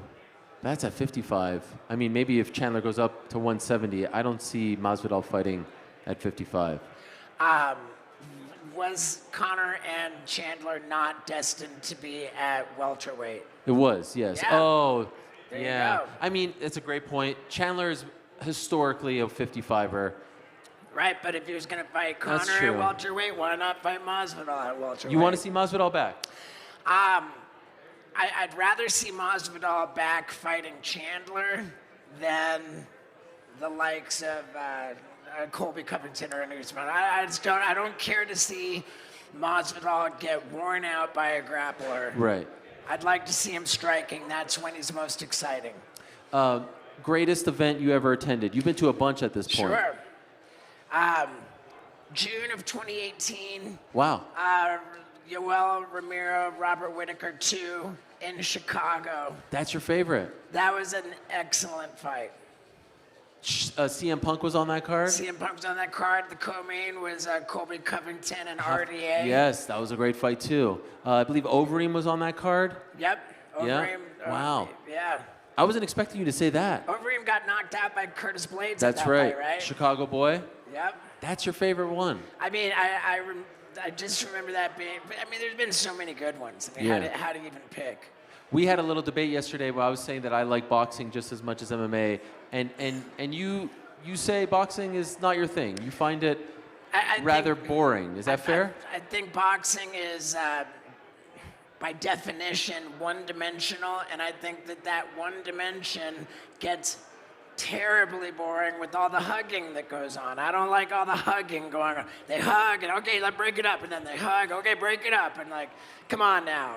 I'm an MMA guy, and I'm not even an MMA guy. I'm a UFC guy. Only UFC. You won't watch PFL, Bellator? I've never bothered. Why? You know what? I bought one Bellator pay-per-view one time long ago. Yes. I believe it was. It might have been Michael Chandler, Eddie No, Alvarez. I think it was Chael and Tito that long Oh, ago. wow. Yeah. And you said to yourself, not for me. I just wasn't too worried about it. You know, I'm a UFC guy. I like it. They treat you well. They really do. They love you. Yeah. They love me, and I just enjoy it so much. And whenever I get to be at an event, like I'm very vocal about it. Yes, you know? yes. I really try to kind of earn my seat by drawing attention to the events. 25 years younger, do you think you would have tried to take a fight or two? If you loved it as much when you were a 25-year-old kid as you do now, do you think you would have said, yeah, I'll train for a fight, I'll do this? You're fearless. You are scared of nothing. I don't think so. And I say that because 20 years ago, as part of a couple bits for Jackass, for Wild Boys, I did get in the ring. There was a point when I had a boxing match against the late Ryan Dunn. Yes. And there was a trip in Thailand. I had another little attempt at fighting in the ring. And what we discovered was that if I get you within the first 10 seconds, you've got a problem. But after 10 seconds, I'm already gassed out. So you don't think it would have worked? I'm just good for one gnarly flurry, and then I'm done. Or like your special just a couple years ago, you had John Jones in it, Ronda Rousey. Correct. I believe Chuck Liddell. Chuck Liddell, too. Chuck Liddell as well. Yep. You tried to get the cauliflower. I tried my ass off There's to a get little bit, cauliflower. no? Or am I wrong? Or am I just seeing things? I No. got, you know what? I learned that there are some people who simply cannot get cauliflower. You think you're one of those? I believe I am one of those. Is it maybe just something that has to be sustained over time as opposed to a one-off, even though you ravage it? What did you do to try to get the cauliflower again? I mean, dude, John Jones, like, he laid his current championship belt on my ear on his workout machine and took a hammer to it. Wow. Blasted it apart. It was all hanging off, blood everywhere. And after that happened, I was like, where do you go from there? It didn't work. Yeah. How much did that hurt? That sounds horrendous. I know. Did it hurt?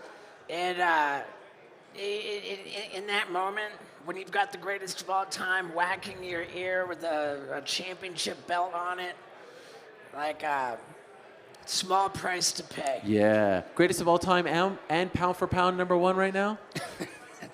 That's what I hear. Yes, yes. I was sad to hear that you guys, I thought you guys were like the best of friends. I thought you were the John Jones whisperer. And I found out yesterday you're in... You know, like, he kind of goes on and off of the radar. I don't know, if I reach out, I don't hear back. I can't guess what's going on behind the scenes. You don't know. Maybe he changed his number. Maybe he changed his number. No, I didn't change his number. You know for a fact. I'm reasonably sure. I'm blocked on Instagram. Oof. I just realized I just put a picture up on my Instagram saying that this is the Mount Rushmore of UFC champions. John Jones, Anderson Silva, George St. Pierre, Demetrius Johnson. And then I go in there and I'm like tagging all of them. You know, I want to show them some love, give them props. and Johnny Bones isn't popping up. Like when I'm searching for the name, I was like, this can't be. Did he change his name? Is it 2 N's, 1 N? You know, his name is Johnny Bones. I know that. We've DM'd before. And then I go on Google. This is how you always find out. Yeah. You type in John Jones Instagram, you click on it, and then it says user not found. Yep. Ah, so No sad. posts. Nothing. I was like, what did I do? I know. You know, I know you to be a meticulously truthful, Thank you. honest person, and I respectfully submit that sometimes the truth hurts. Thank you. I appreciate that. That's very well said, by the way. Thank you. I did want to ask you, John Jones, Tom Aspinall, who wins that fight? Tom Aspinall really is the whole package. Yeah. I mean, Aspinall, Tommy Aspinall, da da da da da da da da da da. I love it. London is in the house. yeah, I mean, tell me if you agree with this. Okay. One could argue that in a fight between John Jones and Francis Ngannou, Yes. that John Jones would be able to do just about the same thing he did against Cyril Gane. I don't think as easily. Not as easily, but more easily than he would against Tom Aspinall. I think Tom Aspinall wins that fight. I do too. Yeah. I think said Tom it. Aspinall is the real heavyweight champion. I think he's the best heavyweight, and he will go down as one of the best heavyweights of all time. I think he's the hybrid of Cain Velasquez and Frank Mir. Yep. I don't disagree, and it's just interesting to me that the boss is like really. This is promotion. Well, I'm saying that the boss has been so steadfast. Yeah, in his- adamant. Yeah, adamant. That John Jones is the pound for pound greatest of all time. I think it's right brilliant. Now, today, currently, period, wherever. Yet, one could argue that he's really holding up the division. Yes. John Jones versus Stipe Miocic could happen without a belt. No one cares. Tom Aspinall should. It's a legend fight. It's the greatest at light heavyweight against the greatest heavyweight, at least for now. Tom Aspinall should be the champion. He should fight John Jones if Jones beats Stipe Miocic. It's ridiculous what's happening here, but I think this time next year, he's the rightful undisputed champion. I don't disagree. I love it. Yeah. You are the freaking man. Steve-O, I love you so much. I love I you, appreciate you. You said some really nice things about our friendship on your show yesterday that really, truly meant a lot to me. I meant every word. That warmed my heart. Enjoy Sphere tomorrow. Yeah, you know, this guy, he and I will get on the phone and just talk about fighting for just ridiculous amounts of time with no recordings. Just, it's really, really fun, man. And it never fails to get back to me when I reach out. Same here. Vice versa. Never not been available for any request. Same here. It's a wonderful relationship that we have. I have a lot of respect and deep admiration. As do I. Steve-O, everyone. How great is this? Appreciate you, my friend. Thank you so much. Check out Wild Ride with Steve-O on his YouTube channel. I was the guest on today's episode.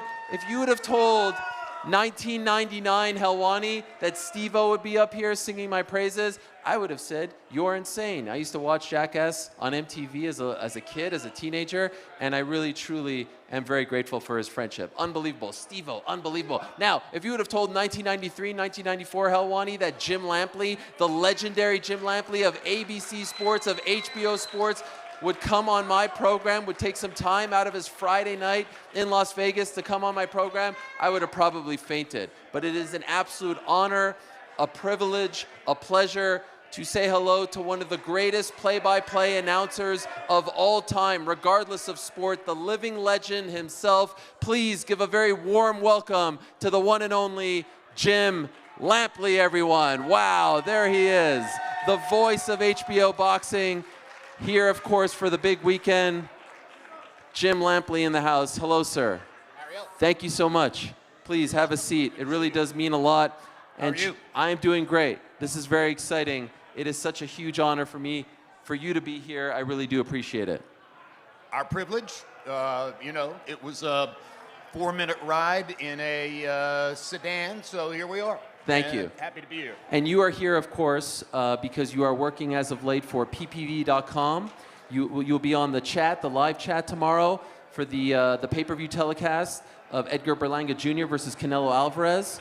And this has been a thing that you've been doing for the last few months, getting you out of North Carolina, back to Sin City, back a part of the fight game. How has it been? I remember speaking to you right before this started. How has it been being back? Great experience. I moved back to North Carolina, to the town where I went to college a few years ago, for the purpose of taking up a long-held ambition to teach a course to seniors and graduate students at the University of North Carolina. The course was called Evolution of Storytelling in American Electronic News Media, and one of the things that I preached constantly to my students about was to be aware, going forward in their lives, that constant evolution in electronic forms, in business forms, in various other categories that apply to the communicative process would always lead to differences in the way that stories are told. So here it is. I'm now an example of that, because ppv.com is a new way of telling the boxing story. I sit at ringside, as do 3 other members of the team, Lance Pugmire, Chris Algieri, Dan Canobio from the CompuBox family.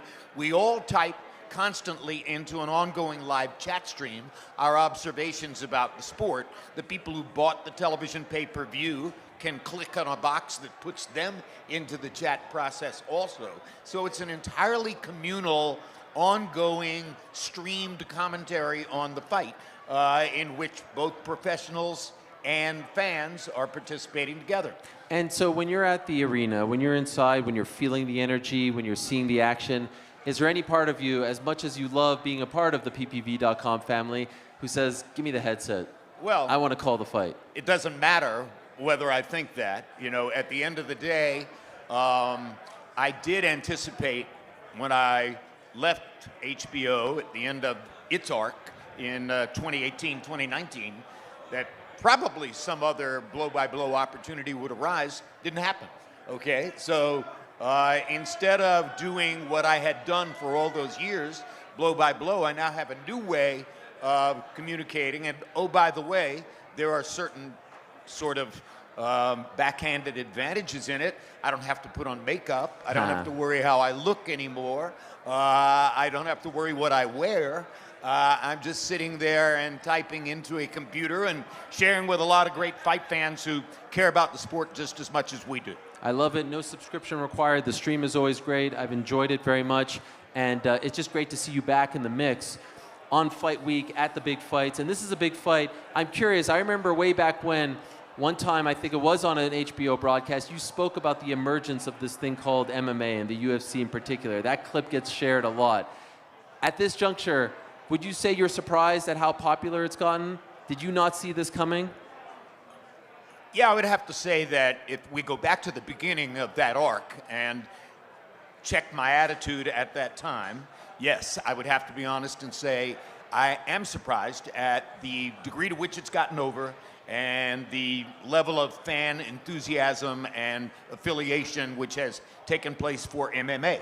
All power to the people who dreamed up that particular variation on human combat.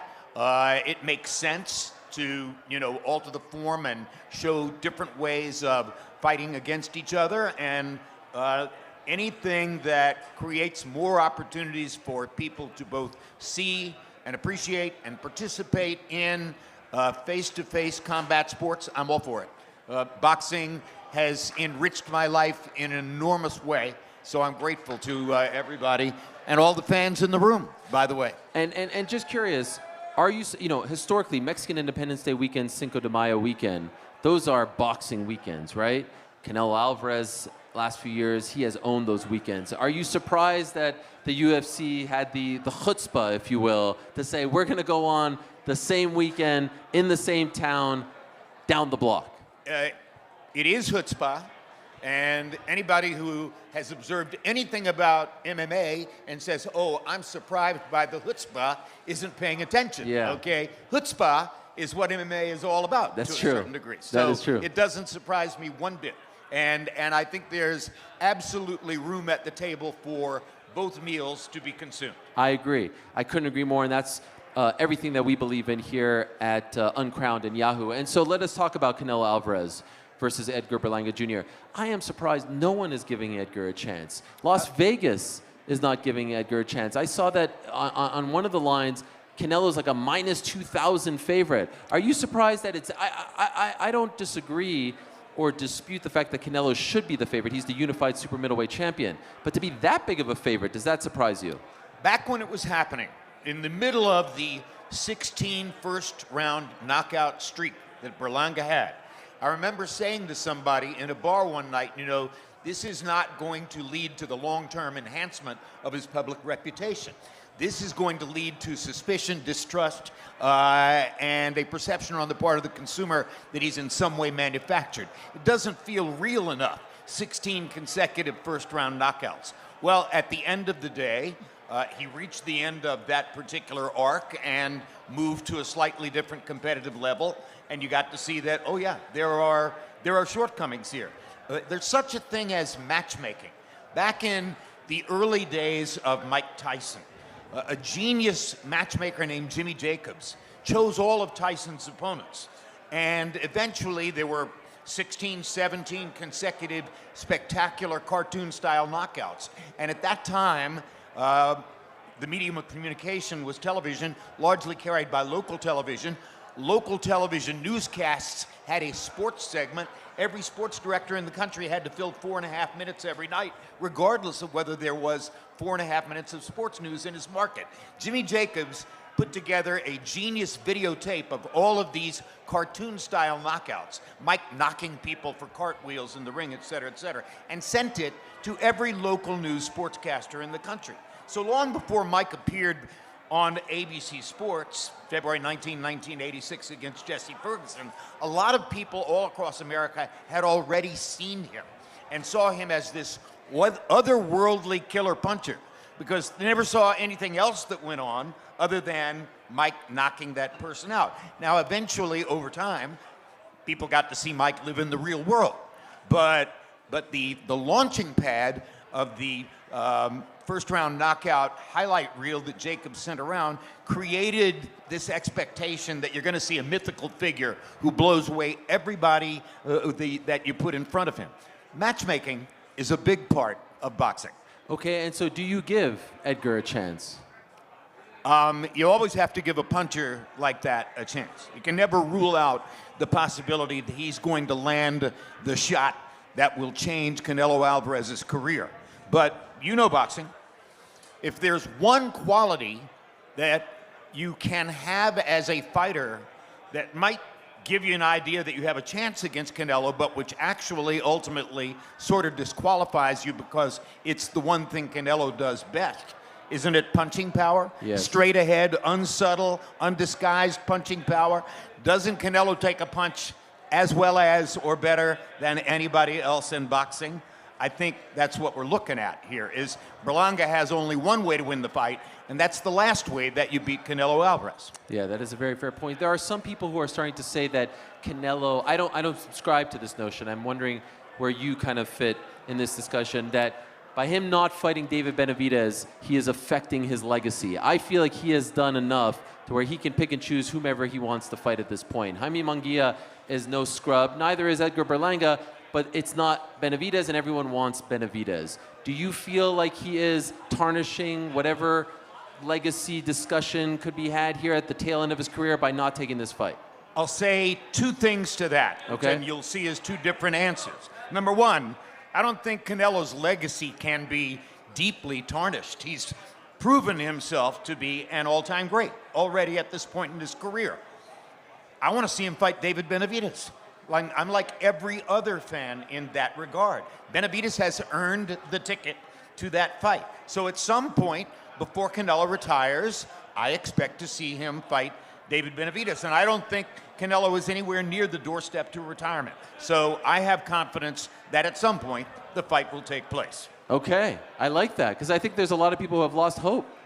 Don't think it's going to happen. Don't you think that the value of that fight continues to rise? Is does. the public going to pay any less for Canelo Benavidez if they have to wait 6, 8, 10 months as opposed to doing it tomorrow? No, the price is going to go up. Sure. So they're both going to make more money if they wait just a tiny little bit longer. About 2 months ago, there was a lot of Terrence Crawford-Canelo talk, but I feel like it's cooled off a little bit after how Crawford fought against Madrimov at 154. Do you have any interest in that fight? My instinct is to say I'm eager to see Terrence Crawford get the chance against Canelo Alvarez, but 21 pounds is a large gap. Yeah. All right? So he's now covered 7 of the 21 pounds. He got to 154, and he didn't look all that overwhelmingly impressive against Israel Madrimov. So I don't think the public gives him enough credit for fighting a high-quality, skilled Eastern European fighter with a deep training background, et cetera, et cetera. But the fact of the matter is that Crawford's reputation was diminished by the performance against Madrimov. If I'm Canelo, I'm saying, okay, let's see what happens now. Does he go up incrementally eventually to 168? When he gets to 168, does he look like a credible opponent? I'll deal with that when that happens. And until that happens, he's too small. By the way, I apologize, I called him Madrimov. I saw a video of you backstage, and I'm a stickler for this sort of thing. I loved how you wanted to make sure that you were pronouncing his name correctly, the pride of Uzbekistan, Madrimov. I asked him. I love that. That's what there's you should only do. one way to get it for sure from the horse's mouth. I said, is it Madrimov? He said, yes, Madrimov. Is there a name that always kind of tripped you up over the years, for whatever reason? A name that tripped me up over the years? A name that just, for whatever reason. I'm sure there were. But, you know, I have selective memory like anybody else. That's what right. I mostly remember is going to the Olympics, dealing with athletes from all over the world, sitting with the researchers and saying, okay, pronounce this name for me. Yeah. Pronounce this name for me. And inculcating in such a way that I did manage to get them right on the air almost all the time. We're seeing an incredible moment in boxing right now with these stacked cards, courtesy of Saudi Arabia and Turkey Al Sheikh. Beterbiev Bivol is coming up on October 12th in Los Angeles. We have the card with Madrimov and Crawford. Next weekend, we have Anthony Joshua against Daniel Dubois. I mean, what a time for boxing. How do you feel about Saudi Arabia now getting so involved in the sport? Well, they've already done some, good and noteworthy things, and if nothing else were ever to come out of it other than Beterbiev versus Bivol, thank you so much. Yes, that's a great contribution. That's a great fight that we needed to see, and I'm thrilled that it is taking place. It'll be interesting to see how far they're able to get with this. You can already see some of the bloom coming off of the rose as Canelo in particular says, you don't run my life. Yeah. I make my own decisions. I'm autonomous. I'm not going to bend to your will just because you have more money than people think even I can count. I got plenty. So the limitation of their model is already apparent. But at the end of the day, they're going to make some more fights, and some of them will be very good ones. I want to do something really fun here, if you don't mind. I grew up listening to you on HBO Boxing. I grew up watching some of the greats. And I grew up watching you call some of the greats. I actually was an intern at HBO Sports in 2003. I don't know if I ever told you this. I was an intern in 2003, and on my first day on the job, I kid you not, they said, all right, kid, let's go. Bring some stuff. We're going to do a shoot with the great Roy Jones. This is 2003. Roy Jones Jr. is going to do a photo shoot. We need you there. We need an extra pair of hands. I was not really that important, obviously, for the operation. But I loved Roy Jones, one of my favorite fighters of all time. And at the time, he was the pound-for-pound best. I've heard you call his fights. I've heard you call fights with him. He's backstage. I would love to have him up here and have a little HBO Sports reunion. He's my brother. With Mr. Pound for Pound. Mr. Y'all must have forgot. Roy Jones Jr., everyone, is in the house. This is unbelievable. Oh, look at this hug. Isn't this great? Roy Jones, this is amazing right here. Roy, thank you so much, my man. Thank you so much. Much love. Ariel, put him in the middle. Please, Roy, if you don't mind. When's the last time you two saw each other? That was a great hug right there. The last time we saw each other was December 8, 2018 in Carson, California. Yep. And we've spoken to each other many times since then. We've had contact. We have tried to make a plan to get together. Things have gotten in the way, but you have done me and him, I hope, a huge service. putting Wow. us I with each didn't even know that. An awesome service. So good to see Jim. This is the best commentating partner one person could ever have. He called boxing unlike any other person I've ever witnessed in my entire life. Amen. Roy fought like nobody else ever fought. That is So, true. And you guys there were you have magic together on the air. What made him so great? What made him such a great teammate and broadcaster? The fact that he knows how to get out of us what the people want to hear. I'm not a person that can always understand what the general public wants to know. He can. And he knows how to bring it to me in a way that I would give them exactly what they're looking for from a boxing standpoint. Wow. That's a nice compliment right Thank there. you, brother. It's the Thank fact. you very much. And Yeah. when you had a fighter come on the broadcast as an analyst, did you try to help them? You know, now it's not about you, right? I only did things that he would ask me to do or indicate to me that he might want for me to do. When you're dealing with a genius, okay, and I'm talking about not just a genius as a fighter, but a genius as a human being. When you're dealing with a genius, you don't try to get in the way too much, all right? So Roy was a natural in every way. We knew he would be a spectacularly good expert commentator, and he was. And when he would ask me a question, sometimes I was always very flattered by that and very motivated to offer the best advice I could possibly offer. Roy, you are here. It's a big fight weekend, but you're also working with the brand new boxing video game that is coming out on October 8th. It's 11th, excuse me. It's called Undisputed. I've been seeing these guys work on this for the past year or so. I saw them in Saudi Arabia. I'm going to see them next week in London. The graphics are insane. They've got every legend under the sun, current legends as well. It's been a while since we had a great video game in the world of boxing hit the shelves. What makes this so special, and what is your involvement with the game? I'm highly involved in the game. The game is out of this world. The graphics are unbelievable. The boxing, the way that you can actually put punches together, you can slip punches, you can block punches, you can do so many different things that you could not do in the other games that it makes this game the perfect game, and I think it's going to go over the top. Really? I've seen the graphics too, incredible stuff. And have you played with yourself, as yourself? Yes, I have. Yes. What's it like? Did they? It's fun, but it's just different. You know, you got to get used to it. And what I liked, I was using Usyk today. Oh. And I was learning how to use the jab and learning how to throw the overhand left, but I also learned how to throw the right hook. And the right hook became dangerous. So I told the guy I was going to knock him out with the right hook, and that's what happened. Set those traps. Usyk, by the way, incredible. I want to ask you guys about him in a moment. October 11th, it comes out on all the platforms, right? Yes, PlayStation, Xbox. And you can pre-order it now, and you'll get the 1993 version of Roy Jones Jr. Wow. If you pre-order. Wow. Is that y'all must have forgot? That's not quite. That's a little before y'all must have forgot. Y'all must have forgot. Yeah, one of the great lines. 15 Christmas presents in my family, all right? There it is. 15 royalties for you, Roy. Thank you, my brother. I love it. That's why they call them royalties. That's right. Alexander Usyk is fighting on December 21st against Tyson Fury. You are Mr. Pound for Pound. Could I ask right now, as we sit here today, who is number one pound for pound in the world? I think it's a 3-horse race. It's Terrence Crawford, Alexander Usyk, and Inoue. Yes. But everyone has a difference of opinion as far as who is 1, 2, and 3.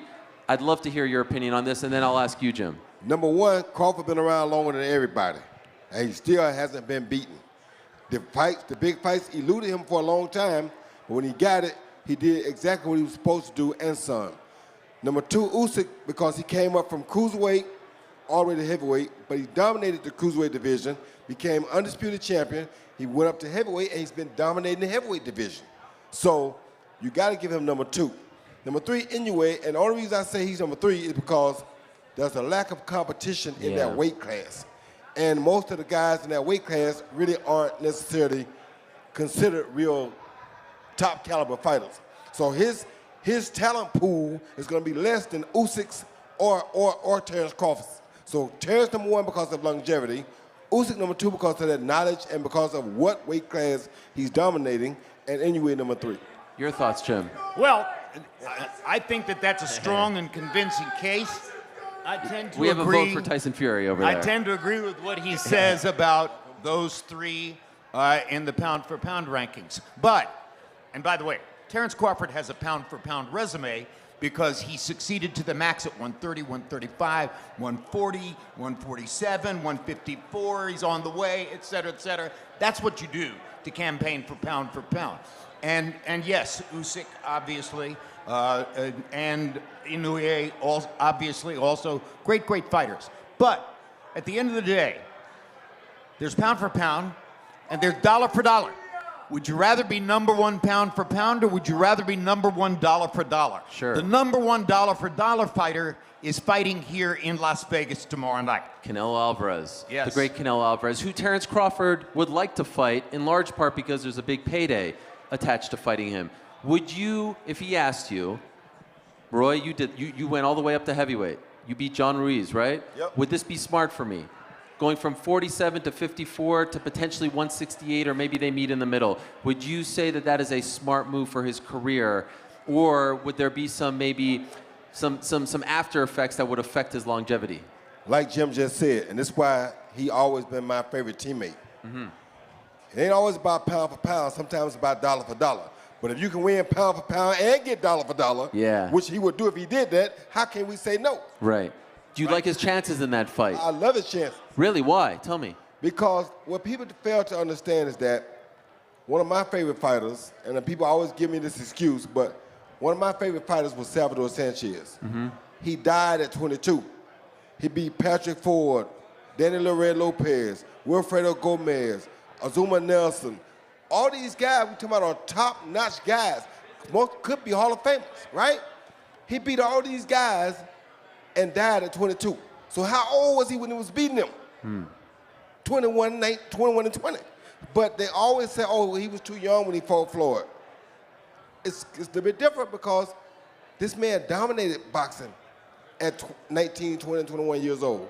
So I don't kind of give all that credit to him for that, but he has gotten better because now he knows how to use his pressure. So with that being said, be a tough fight for both of them. Yeah, I would love to see it as well. There's so many great fights. I was really looking forward to seeing Shakur Stevenson back on October 12th against Joe Cordina. Unfortunately, he broke his hand. He's kind of a hot topic right now in the world of boxing. He is, dare I say, a polarizing topic. How do you feel about Shakur at this stage of his career, Jim? Because there are some people who are saying he's maybe not pushing it enough. He's not exciting enough. He's not doing enough to promote himself. Well, you got to be who you are, okay? I mean, Roy knows better than anybody. You can't go into the ring and try to portray some personality other than your own. When Shakur Stevenson appears to be a little too passive, a little bit too defensively oriented, a little bit too reliant on his technical skills, he's being himself. He's fighting the way he knows how to fight, and it's going to be very difficult to change all that. You're not going to turn him into a dynamic, lethal power puncher. That's just not in the package. So I think you have to appreciate what you see on the basis of what it is, and recognize that every fighter has a different path to try to get to the top. Man, this is so much fun. I'm loving talking to you guys. Berlanga Canelo, are you going tomorrow night? No, I'm not going. You're going home? Yeah.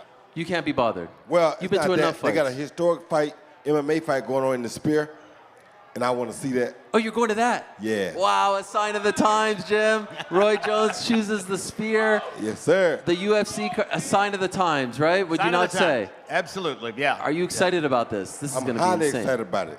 Highly excited. I love doing things like that. I love attending things like that. You got to remember, we were the first one to take boxing into Radio City Music Hall in New York City. Yes. So I love first. That's when you really breaking ground. You're setting a path. You're not following a trail. You're burning a trail. Are you sensing now boxing is starting to learn from the UFC with what Saudi Arabia is trying to do with these stack cards, giving people more than just a one fight or two fight card? They better learn from the UFC, but the other good thing is, why aren't me and this guy commentating? You tell me. Because they want to pay people cheap labor that don't know what they're talking about to go out there and do it because you can get them for cheap because they love to be on TV. We're not doing it for TV. We did it for the fans. That's right. If you had told me. I love it. I love it. If you had told me on December 9, 2018, the day after HBO Boxing ended, that by this point in 2024, neither Roy Jones nor Max Kellerman would ever have worked at another live boxing telecast, I would have told you you're out of your mind, okay? Somebody's going to snap them up right away because of their audience appeal. So I don't know what happened. You know, me, I'm old news. But Roy Jones and Max Kellerman, they're both still in their primes. They're both still brilliant. And their absence from the airwaves, I do not understand at all. A travesty. And I wouldn't do it without him. Yes. Where is Max these days? Have you guys Max around, and Max is another guy. He was our third team member. He's another guy who's phenomenal at what he does. He just, I mean, these guys make you feel comfortable. This was a real dream team. And how this real dream team is not bringing the fans what they want anymore, I don't understand. And that's why boxing is nosediving. Nobody speaks it on air like we spoke it. I think we were a dream team, and the dream was that the three of us got to work together. We ate breakfast together. We went to the meetings together. We went to dinner together. We watched things in the room together because our friendship was even more bonded than our partnership calling the fights. Yeah, you guys have worked with a lot of people, but if you're not friends, right, behind the scenes, that comes across on camera, right? You can't fake that. You can't fabricate that. And none of us fake and fabricate anyway. We just tell it like it is. But for them to be, and even the Saudis, if he really wanted to get in and do boxing a real justice, he's still here. I'm still here. Mac's still there. What's the problem? What team of commentators was better than the HBO team? Oh, it was incredible. Second to none. I think it's unbelievable that HBO hasn't got, like, it's right there. It's right there for the taking for them. But for whatever reason, some executives. I can't believe that some Showtime star as well. executives at AT&T thought it was a good idea for HBO to drop boxing after they bought it. What's that all about? Yeah. You know? It was tremendously integral to the growth of the franchise. Showtime and HBO. Who would have ever imagined both entities out of the boxing business? Well, the fact that we competed with each other right. helped to create a further level of intrigue for the audience to bond with. And like people say, iron sharpens iron. Right. We were the best, but it was always coming at us. And that was great because it made them still in their game and it made us still in our game. Yes. So it's beautiful. Competition is beautiful. Anybody that don't believe in competition, something wrong with you. Competition makes for great things. You know, without McDonald's, we wouldn't have Burger King. That's right. You know? Can I ask you about next week? Anthony Joshua, Daniel Dubois. Do you give Daniel Dubois a chance against AJ? I give him a puncher's chance, but I think Joshua has a lot more to prove right now. Joshua has places he needs to go because I know he going to want the winner of Fury and Usyk. Right. So he has to come out and take care of business in the right way or nobody will want to see that fight. Do you give Dubois a chance, Jim, against Anthony Joshua? I'm totally with Roy on this. You heavyweights that size, both of them can punch. Everybody's got a chance. You only got to land one shot to change the fight. So yeah, absolutely, Dubois has a chance. Totally agree with Roy that Joshua has more on his plate, and Joshua has a deeper background, and Joshua has more collective experience within which to say to himself, "I'm better. I can win this fight." What a great story, right? The resurgence of AJ. People were counting him out when he lost to Usyk for the second time, saying he was done, mocking him, and the way he's built himself up. And I know he hasn't fought the best of the best per se, but, you know, a nice win over Otto Wallin, the knockout of Francis Ngannou. Him and Ben Deiveson together, I think, have been fantastic, and I would love to see him fight for the belt one more Styles time. make fights. Yes. Nobody has solved Usyk's style so far. Somewhere along the way, something's going to happen. Yes. What about Sean O'Malley as a striker? You like him? I like Sean O'Malley, yes. Who's the best striker in MMA right now? Right now, he may be. Yeah. He's a hell of a striker. Alex Pereira, have you seen him? But I can't. I love to see Sean O'Malley strike because he strikes like a full-fledged fighter, boxer. Yeah.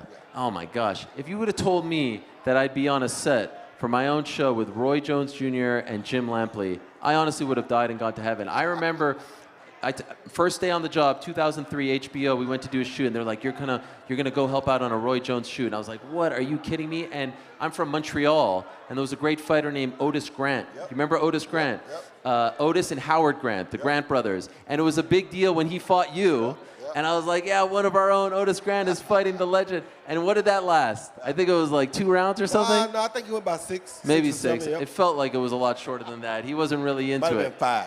Yeah. But you were unbelievable. You were a superstar, and such an honor to have both of you here with me. Thank you. Good luck with the video game. October 11th it comes out. It's called Undisputed. Trust me, if you're a fan of the old school EA video games, Fight Night and all that, this one's better in my opinion. It's absolutely better. They have crossed all the T's, dotted all the I's. It's an unbelievable thing. And Jim, good luck tomorrow. ppv.com, the live stream of Canelo versus Berlanga Jr. Thank you, Ariel. And thank you for giving me the chance to see my brother. I will never forget that hug right there. Same here. Thank you for getting a chance to see my brother. Man, that's the man right there. Unbelievable. Thank you so much, Roy Jones Jr. Thank you. Mr. Y'all must have forgot himself. And Mr. Jim Lampley, thank you so much, Jim. Honestly, a real honor. Wow, these guys, thank you. Living legends, royalty in our midst. Amazing. I can't believe that just happened. Did you guys see that hug there between these two guys? HBO Boxing, what an institution. That was incredible. Okay, we keep things rolling along. Tomorrow night, we have a very important fight in the women's flyweight division, right? It's a title fight. Alexa Grasso against Valentina Shevchenko. Trilogy, third fight. Just about a month or so ago in Perth, Western Australia, the UFC was back, and a friend of the program. She will forever be immortalized. She's going to be immortalized when we move studios next month because she wore a Thug Nose t-shirt to a UFC media day. My mic thing just changed there, Frank. I don't know what happened, but I felt it in my ear. I'll keep going. She wore a Thug Nose t-shirt at a UFC media day. That gets you immortalized now and forever. She's one of the best fighters in the women's flyweight division. She is the pride of both Scotland and Australia. She is King Casey O'Neill, and she is here to join us as well. There she is. Give a very warm welcome to the great Casey O'Neill. Yes, I think the first time we meet in person, right, Casey? Thank you so much. Please have a seat. Casey O'Neill, we have a new thing called Uncrowned. You're the king, so it felt apropos that you would be here. Yeah, I was excited when you asked me. I thought that's actually why you asked me. Sort of. Was that the show was for me. So, Yes. Yeah, I'm excited. It's all for you. It's all for you. Thank you so much. You actually just came back from, I think, Arizona. You were just in Arizona. Yeah, I flew here today at like 3 o'clock. So. You actually, I think, like changed some of your travel for us. Yeah, of Oh course. my God, what a beautiful person. I had to make it work. I was excited to be here and see this and do the first live show with you. So Yes. I'm excited. Thank you so much. And you wore, I thought maybe you'd wear the Thug Nose t-shirt. It smells really bad now because I train in it all the time. You know when the shirt just like stinks? Yes. So unfortunately, you're going to have to get me a new one. Well, we have new merch. Okay, there we so go. I got your back. Perfect, perfect. Are you going to the Sphere tomorrow? I know tickets are tough. No. No, I don't make enough money to afford those tickets. Can't get a free guest fighter ticket? I'll try my best. but Okay. We'll see how it goes. You'll be watching. Yes, yes. Your eyes are probably going to be very much interested in the co-main event. Right. Who are you leaning towards right now? Valentina Shevchenko or Alexa Grasso? It's a tough one to call, right? The last fight was so close. Obviously, Alexa won the first one by finish, but the fights, each round is like super close. But I'm leaning more towards Alexa. I feel like now that she's fought her a few times, she kind of gets the feel of it and has the number a little bit. I feel like Valentina's not the same Valentina that we used to see. So Alexa's kind of on the rise and getting it at a good time, I think. Are you rooting for the new blood? Like, do you think this is good for the division to have some, a new face at the top? Yeah, I think so. I think it's more exciting looking at who would come next after Valentina now that it's going to be Alexa if she wins, a lot of matchups that haven't happened. Alexa Manon, I'm sure, will be next, but I'm looking at it for myself. I Yes. think that's the more exciting route for me. You're very much back on track now. Had a great win in Australia. How would you describe the 2 years in between wins for you? I know you take the wins and losses, very much to heart. I'm sure it felt great to get back on track, but those 2 years where you were kind of trying to get back on track, how would you describe them now in retrospect, now that it's behind you? It was really, really tough, but I think more so at the start it was tough because I wasn't sure how to deal with it. It was like after the first loss in the UFC, I didn't know what it felt like to, have a following behind you, have people good and bad messaging you the way that they do. So it was really hard, and especially someone like me who is a fighter who's very loud, very I don't know, I like just put my ego out there and I put myself out there, and it's easy for people to hate on that, especially when you lose. So it was hard for me to deal with, but I think it also happened at a good time because I was growing up, I was getting older. I was 22 when I got into the UFC. I'm about to be 27, so I've had a lot of growing, and I think that it helped me as a person, you know, figure out that people don't matter on the internet and stuff like that. I'm a lot better with that stuff, and I focus a lot more on myself and my training and not so much outside noise anymore. And I think that you've seen that in my last fight, even though it wasn't a finish. It kind of was the best me that there's ever been. You know, I felt very technical. I felt like my abilities I was finally able to show. So, yeah, I was happy.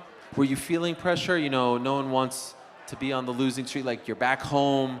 Were you feeling that pressure on your shoulders? I was until fight week. Like, I felt like I was feeling the pressure a lot. About a month out from my fight, something switched in me in the gym, and my coaches were telling me the same, and I was just a lot more like positive and happy. I think I was excited that I finally got the chance to fight in Australia. Like, I've been trying to do that for a long time, and it just felt like the stars were aligning for me. I got really excited as soon as I got to Australia and was doing all the media. It just felt fun again for me. Like, I think I'd lost that a little bit. I was chasing something constantly, and I wasn't enjoying the fight that was happening each time. You know, I was always looking past it and looking at the belt and everything like that. And this time I just took everything in. Like, I'm here in Australia. This is so cool. I went to the welcome to country ceremony. Like, I just took in everything as much as I could, and I had so much fun. And like, out the back before the fight, I wasn't nervous at all. Wow. So then I started getting nervous that I wasn't nervous. I was like, shouldn't I be nervous? Like, I'm always nervous. But I just felt really composed. I felt really good. I felt like I didn't waste any energy, and I had a lot of fun. It was great. Do you think that's something that is going to carry over throughout, or is it just specific to that fight? Like, how do you now recreate those feelings to where the nerves don't get the best of you? Something my therapist and I worked on. I got a therapist after the Ariel fight, so being more grateful, like every day, being grateful that I'm here doing this. I chased this my entire life. You get to the UFC and you stop having fun with it. You stop like allowing yourself to be in the moment and realize like how far you've come. You know, you just look at everything and nitpick it. And I think I'm somewhat of a perfectionist, so I was always a little bit too focused on negative things. Even when I'd win, I would always look for the negatives so that I could get better. Yeah. But in a way that's bad. Like, my therapist says, be more grateful, be proud of the positives, be proud of where you've came, like how far you've come and everything. And I think that mindset shift has helped me a lot. Did you decide to go to a therapist on your own, or did someone tell you to do that? I'm gonna say I decided on my own, but people had been telling me for years to go see one. So yes and no, I just finally like took the initiative to go and do it. And now that you're back in the win column, are you still seeing a therapist? Yeah. I love that. You don't just stop, right? No. It feels like it's something that you don't think you need, but then as soon as you start going, you realize like how much benefit you get off of it, no matter what. So highly recommend a therapist to every upcoming fighter, no matter what. And one indication that you were feeling really good, after you won, you paid homage to the great Australian breakdancer Raygun. That was great stuff. Were you paying homage, or were you saying you could do it better, or were you making fun? What was that? It was just kind of funny, you know. The girl that I was fighting obviously does all those TikTok dances after her fight, and I've been known to break it down after fights as well, like the Antonina one. And it just made sense. Like, we were in Australia. I actually practiced it. I'm not sure if you saw that video on my social media, but I was practicing it days before whilst I was like training for the fight. So I was making sure I had my celebratory dance down pat. And I almost forgot to do it. Like, as they raised my hand, I forgot that I was doing that. So I'm glad I ended up doing No, you nailed it. I thought actually you were better than her at breakdancing. Yeah, I was going to do the handstand, like the headstand thing, but I was a little worried about doing that with the bun on top of my That's head. right. You know, it was Did you like her performance? Did you think it was a little too mean the way people were towards her? my performance. No, the breakdancer from Australia. Oh, she sucked. Okay. I mean, to be fair, but she went out there and had a crack. So like, people say things about me too, but it's fine. Screw them. Yeah. Who cares? Everyone has an opinion. When would you like to come back? I'm talking to the UFC at the moment. We're trying to figure something out. I want something exciting, you know. Now that I'm back, I want this to be a run again. You know, I want this to be my time. I truly feel like it is. I feel like mentally and physically, I'm in the best spot I've ever been in. And I just want to make the most of it and fight as much as I can. So before the end of the year, hopefully. And do you have someone in mind? Someone, if it was up to you? Actually, after my last fight, it's funny, like so many people called me out. So just one of those that thinks that I'm an easy way into the top 15. Like Luana, one of my friends speaks Portuguese. She was breaking down some of the stuff that was being said. Apparently I was the easiest path into the top 15. So I went out there and I showed her that that isn't true. So I know Lauren Murphy said some stuff. She can get it. I love retiring people. And I guess that Chinese girl said something too. She can come and get it. Whoever. Everyone talks smack about you, the fighters. But Yeah. I think that's a compliment. Like if you're a draw, if you're someone that they're, you know, thinking that they could then take your spot, that means that you're at a certain level that they're trying to then leapfrog. You think of it in a better way than me. I just think they're You take it trying to- personal. Oh yeah, I take everything personal. Well, I'm a if you look girl. at- Yes, I know, but like Michael Bisping, everyone called him out. Josh Koscheck, you're a bit of a heel. Do you know what a heel means? Yeah, yeah. Like a bad guy. We've talked about this. Yeah. So I think it's a compliment. Yeah. They view you as a draw, and they're trying to get the rub off of you. Yeah, well, they can. They can come and try. I love it. And perhaps they think that, oh, you're someone that I could, you know, they underestimate you, and then you can, you know, shove it up. That's how I felt this fight. You know, I felt like she came there underestimating me, but at least she got a holiday in Australia. That was good for her. So you won't be at the Sphere, but you'll be watching. Yes.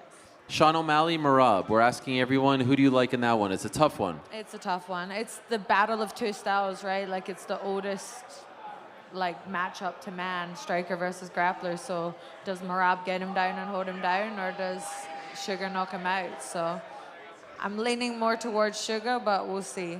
Okay, but you are. I'm actually surprised, considering how good Merab has looked. Everyone that I'm talking to is picking him.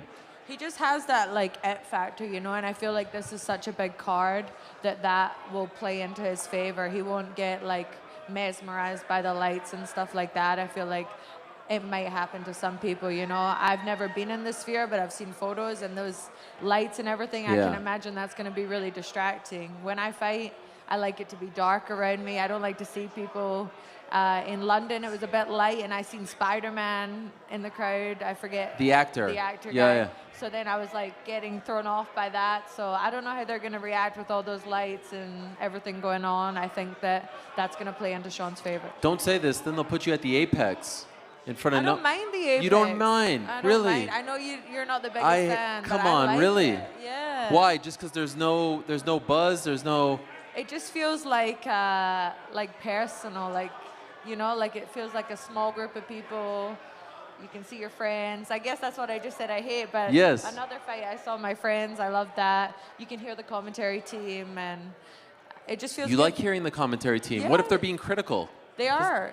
Doesn't that throw you off? No. Really? Yeah. You can actually listen. I heard DC saying some stuff one of my fights. I heard Michael Bisping a couple times. So just depends if I'm trying to listen or not, you know? So if you had a choice, you would actually pick Apex over a big arena? No, I didn't say that. Okay. I wouldn't pick it over it, but I don't mind it as a venue. You know, if the UFC put me there, then I'm happy to fight there. Happy to fight wherever. And how's Eternal MMA doing? Your father's promotion? Really good, yeah, really good. They have a show tomorrow night, actually, so on Fight Pass. Where is that? It's in Australia. It's on the Gold Coast. The Gold Coast. He's all over Australia now. He has so- become like the #1 Australian-based promotion. Is that fair? Yeah, he hasn't just become it. It's been there for a I while. know. Yes, but they have established themselves. Yeah. I think that a lot of the fighters coming into the UFC from Australia fight through Eternal, so it's nice to see the growth. And a lot of the fighters who are in the UFC that are from Australia, I've known since I was like 14 years old, you know, working, taking tickets from my dad. They were fighting before even me, so it's super cool to just be here with them and have grown up together and everything. Not to get ahead of ourselves, but tomorrow there is a title fight. In your mind, how far away are you from that discussion, that picture, being involved in those talks? Maybe like 2 or 3 fights, I think. Okay. So, I mean, I'm in the top 15 and things move fast when you get in there, right? So just looking at whoever's available. I actually looked after my last fight and pretty much my whole weight division was booked out. So I was like, where do I go from here, you know? So I'm just waiting to see what the UFC has in mind, and I'll just keep pushing for bigger fights. Captain Eric earlier told us that Zhang Weili wants to move up from 115 to 125. Do you think she would do well if she fought Valentina or Alexa? Maybe, you know, I've trained with Zhang a little bit in Thailand. She was at Bang Thai when I was, so I kind of knew the move was going to come. She's pretty big. Like, she walks around bigger than me even, so she might do well. Let's see. For now, she's the strawweight queen. For now, you're awesome. Thank you so much for coming. I really appreciate it. King Casey O'Neill, everyone, the pride of Australia, the pride of Scotland. So great to have you here, really. I really do appreciate it. You're a friend of the show, immortalized. You once got mad at me because you thought I didn't put the picture up. I was wondering what's going to happen with the picture. Oh, no, now. the picture's coming. Okay, Yeah. Good. If you're immortalized, it doesn't matter where we are, unless you don't want to be a part of the studio. We'll just put it like further up next time, so You didn't I'm not like it, so close to the I was ground. saying you're on the desk, like that's prime real estate. That's cut out half the time when I'm watching the show. Okay, fair you know? enough. I got to meet Mysterious Frank today, though. That was awesome. Okay, don't tell anyone what he looks like. I won't tell anyone. I won't. Connor, Adam, you saw but New York I Rick. met everyone. It was great. You Thank know? you. I didn't even call New York Rick out for picking against me Yes. in London, but You didn't call him out. I might, and when I get back there, I Give him a might. piece of your mind. I'm doing it live for He everybody actually was else. wondering, because he was texting you, he was wondering if you knew that it was him. Because I you didn't. actually only put it together like After on the the fact. drive here. I was like, oh, that Same makes guy. sense. Give him Yeah. shit, please. I will. No, I will. Thank For you so sure. much. Thank you. Really appreciate it. King Casey O'Neill, one of my favorites, a friend of the program. Unbelievable. What a day. What a time to be alive. I brought up two. Are you guys having a good time? I appreciate I know the weigh-ins are coming up. You guys have been here all freaking day. Can I jump down here? Where are you from? Let me talk to these guys. I don't even know if I'm on camera. Where are you from, my man? San Diego, my man. San Diego. Who are you going for tomorrow? Merab or Sean O'Malley? I got O'Malley, man. I think he's gonna win. I think he's gonna pull it off. I'm sorry. I really want. There's nothing to be sorry about. I just screwed up the camera guy because I jumped here. You could see me, cameraman. I'm sorry for jumping. But I want to give these guys some love here because they've been here the whole freaking day. Unbelievable. Okay, where are you from, my man? Where are you from? I'm from Washington, D.C. and also Las Vegas. On his bachelor party. Yeah. On your bachelor party. Bachelor party. Any debauchery, any bad things happening? I mean, it's here. Are you going to the fights tomorrow? I'm going to be fighting Sean O'Malley if Rob doesn't show up. Let's go, dog. Who's your pick? Who's my pick? It's probably going to be Sean. What's that? A serious pick. Listen, Sean O'Malley is finishing with a fucking knee. He's winning via knockout. Sean O'Malley. There you have it. Hi, from Tijuana. Can I say hi to my children that are watching this? Are they watching us right yes, now? hi, Jose Carlangos. Hi, Matewini. This is Ariel Helwani. Yeah. All the way here. Viva Mexico, cabrones! Cabrones! Thank you, Alexa. What about you, my friend? Where are you from? I'm Tyler from Chicago. Are you excited? How great is this? We're launching a whole new era, and you guys have been here the whole time. I appreciate So happy it. to be here. I fucking love you guys. Are you guys going to the weigh-ins now? We're going to be here first. Screw the weigh-ins. Well, we're going to wrap up in a matter of moments. What about you, my friend? Wow, look at those earrings right here. This is something else. Where are you from? Talk to the camera. Tyler's dad, actually, from Chicago. You're his dad? Wait, which guy? This guy. Wow. How old are you? I'm 47 years old. Look at you. How old are you? 26. Man, you had him young, huh? Much respect, my man. Well, I appreciate you all very much. Thank you so much. Where are you from? Connecticut. All right. Kenneth from Connecticut? I'm not Kenneth. I'm Lyle. And O'Malley's going to take it tomorrow. All right. Boom, boom, pow. I'm from England, Manchester. Tyson Fury's my guy. I love my guy. There's only one. And we're here tomorrow night for the fights. Which one? The UFC. Okay. You're a boxing guy, but you're here for the UFC. No, I'm just a Fury fan. guy. All right. Much respect. Much respect. Okay, one last one. What's your name? Where are you from? What up? I'm from Delaware. Delaware? I've never met a person from Delaware. What's your name? Ryan. Merab O'Malley. I got to go O'Malley on this one. Everyone's going O'Malley. Shout out Lindsay, my fiance. I'm getting married next month. Mazel tov. Love you. Yes, love you too, Lindsay. You guys are great. This has been amazing. Let's bring up the boys to say goodbye if they're there. How am I going to get up here? I'm too out of shape, but I am here, and this has been a grand old time. Oh, look at that. That was so uncoordinated. Are they still here? Did I screw something It was up? my favorite Oh, part. do I put this in? Frank, what is this for? In case that battery was dying, we just wanted to get you another one. I think we're okay. All right. Guys, come on up. Do we have the slips? Do we have the slips? Do we have the proof? I don't know if anything's working, His Is mic. anything working? Is this on? Is this on? Is this thing on? Hello, hello, hello. There it Oh, is. There we go. Okay, do we have the Yeah, I got slips, two Connor? slips right here. I got our parlay, which I went and took right over there. I mean, just walked over there. And then I got an even longer one, like a CVS receipt here. Oh, my God. All It's a the good Mexican reference. fighters right there.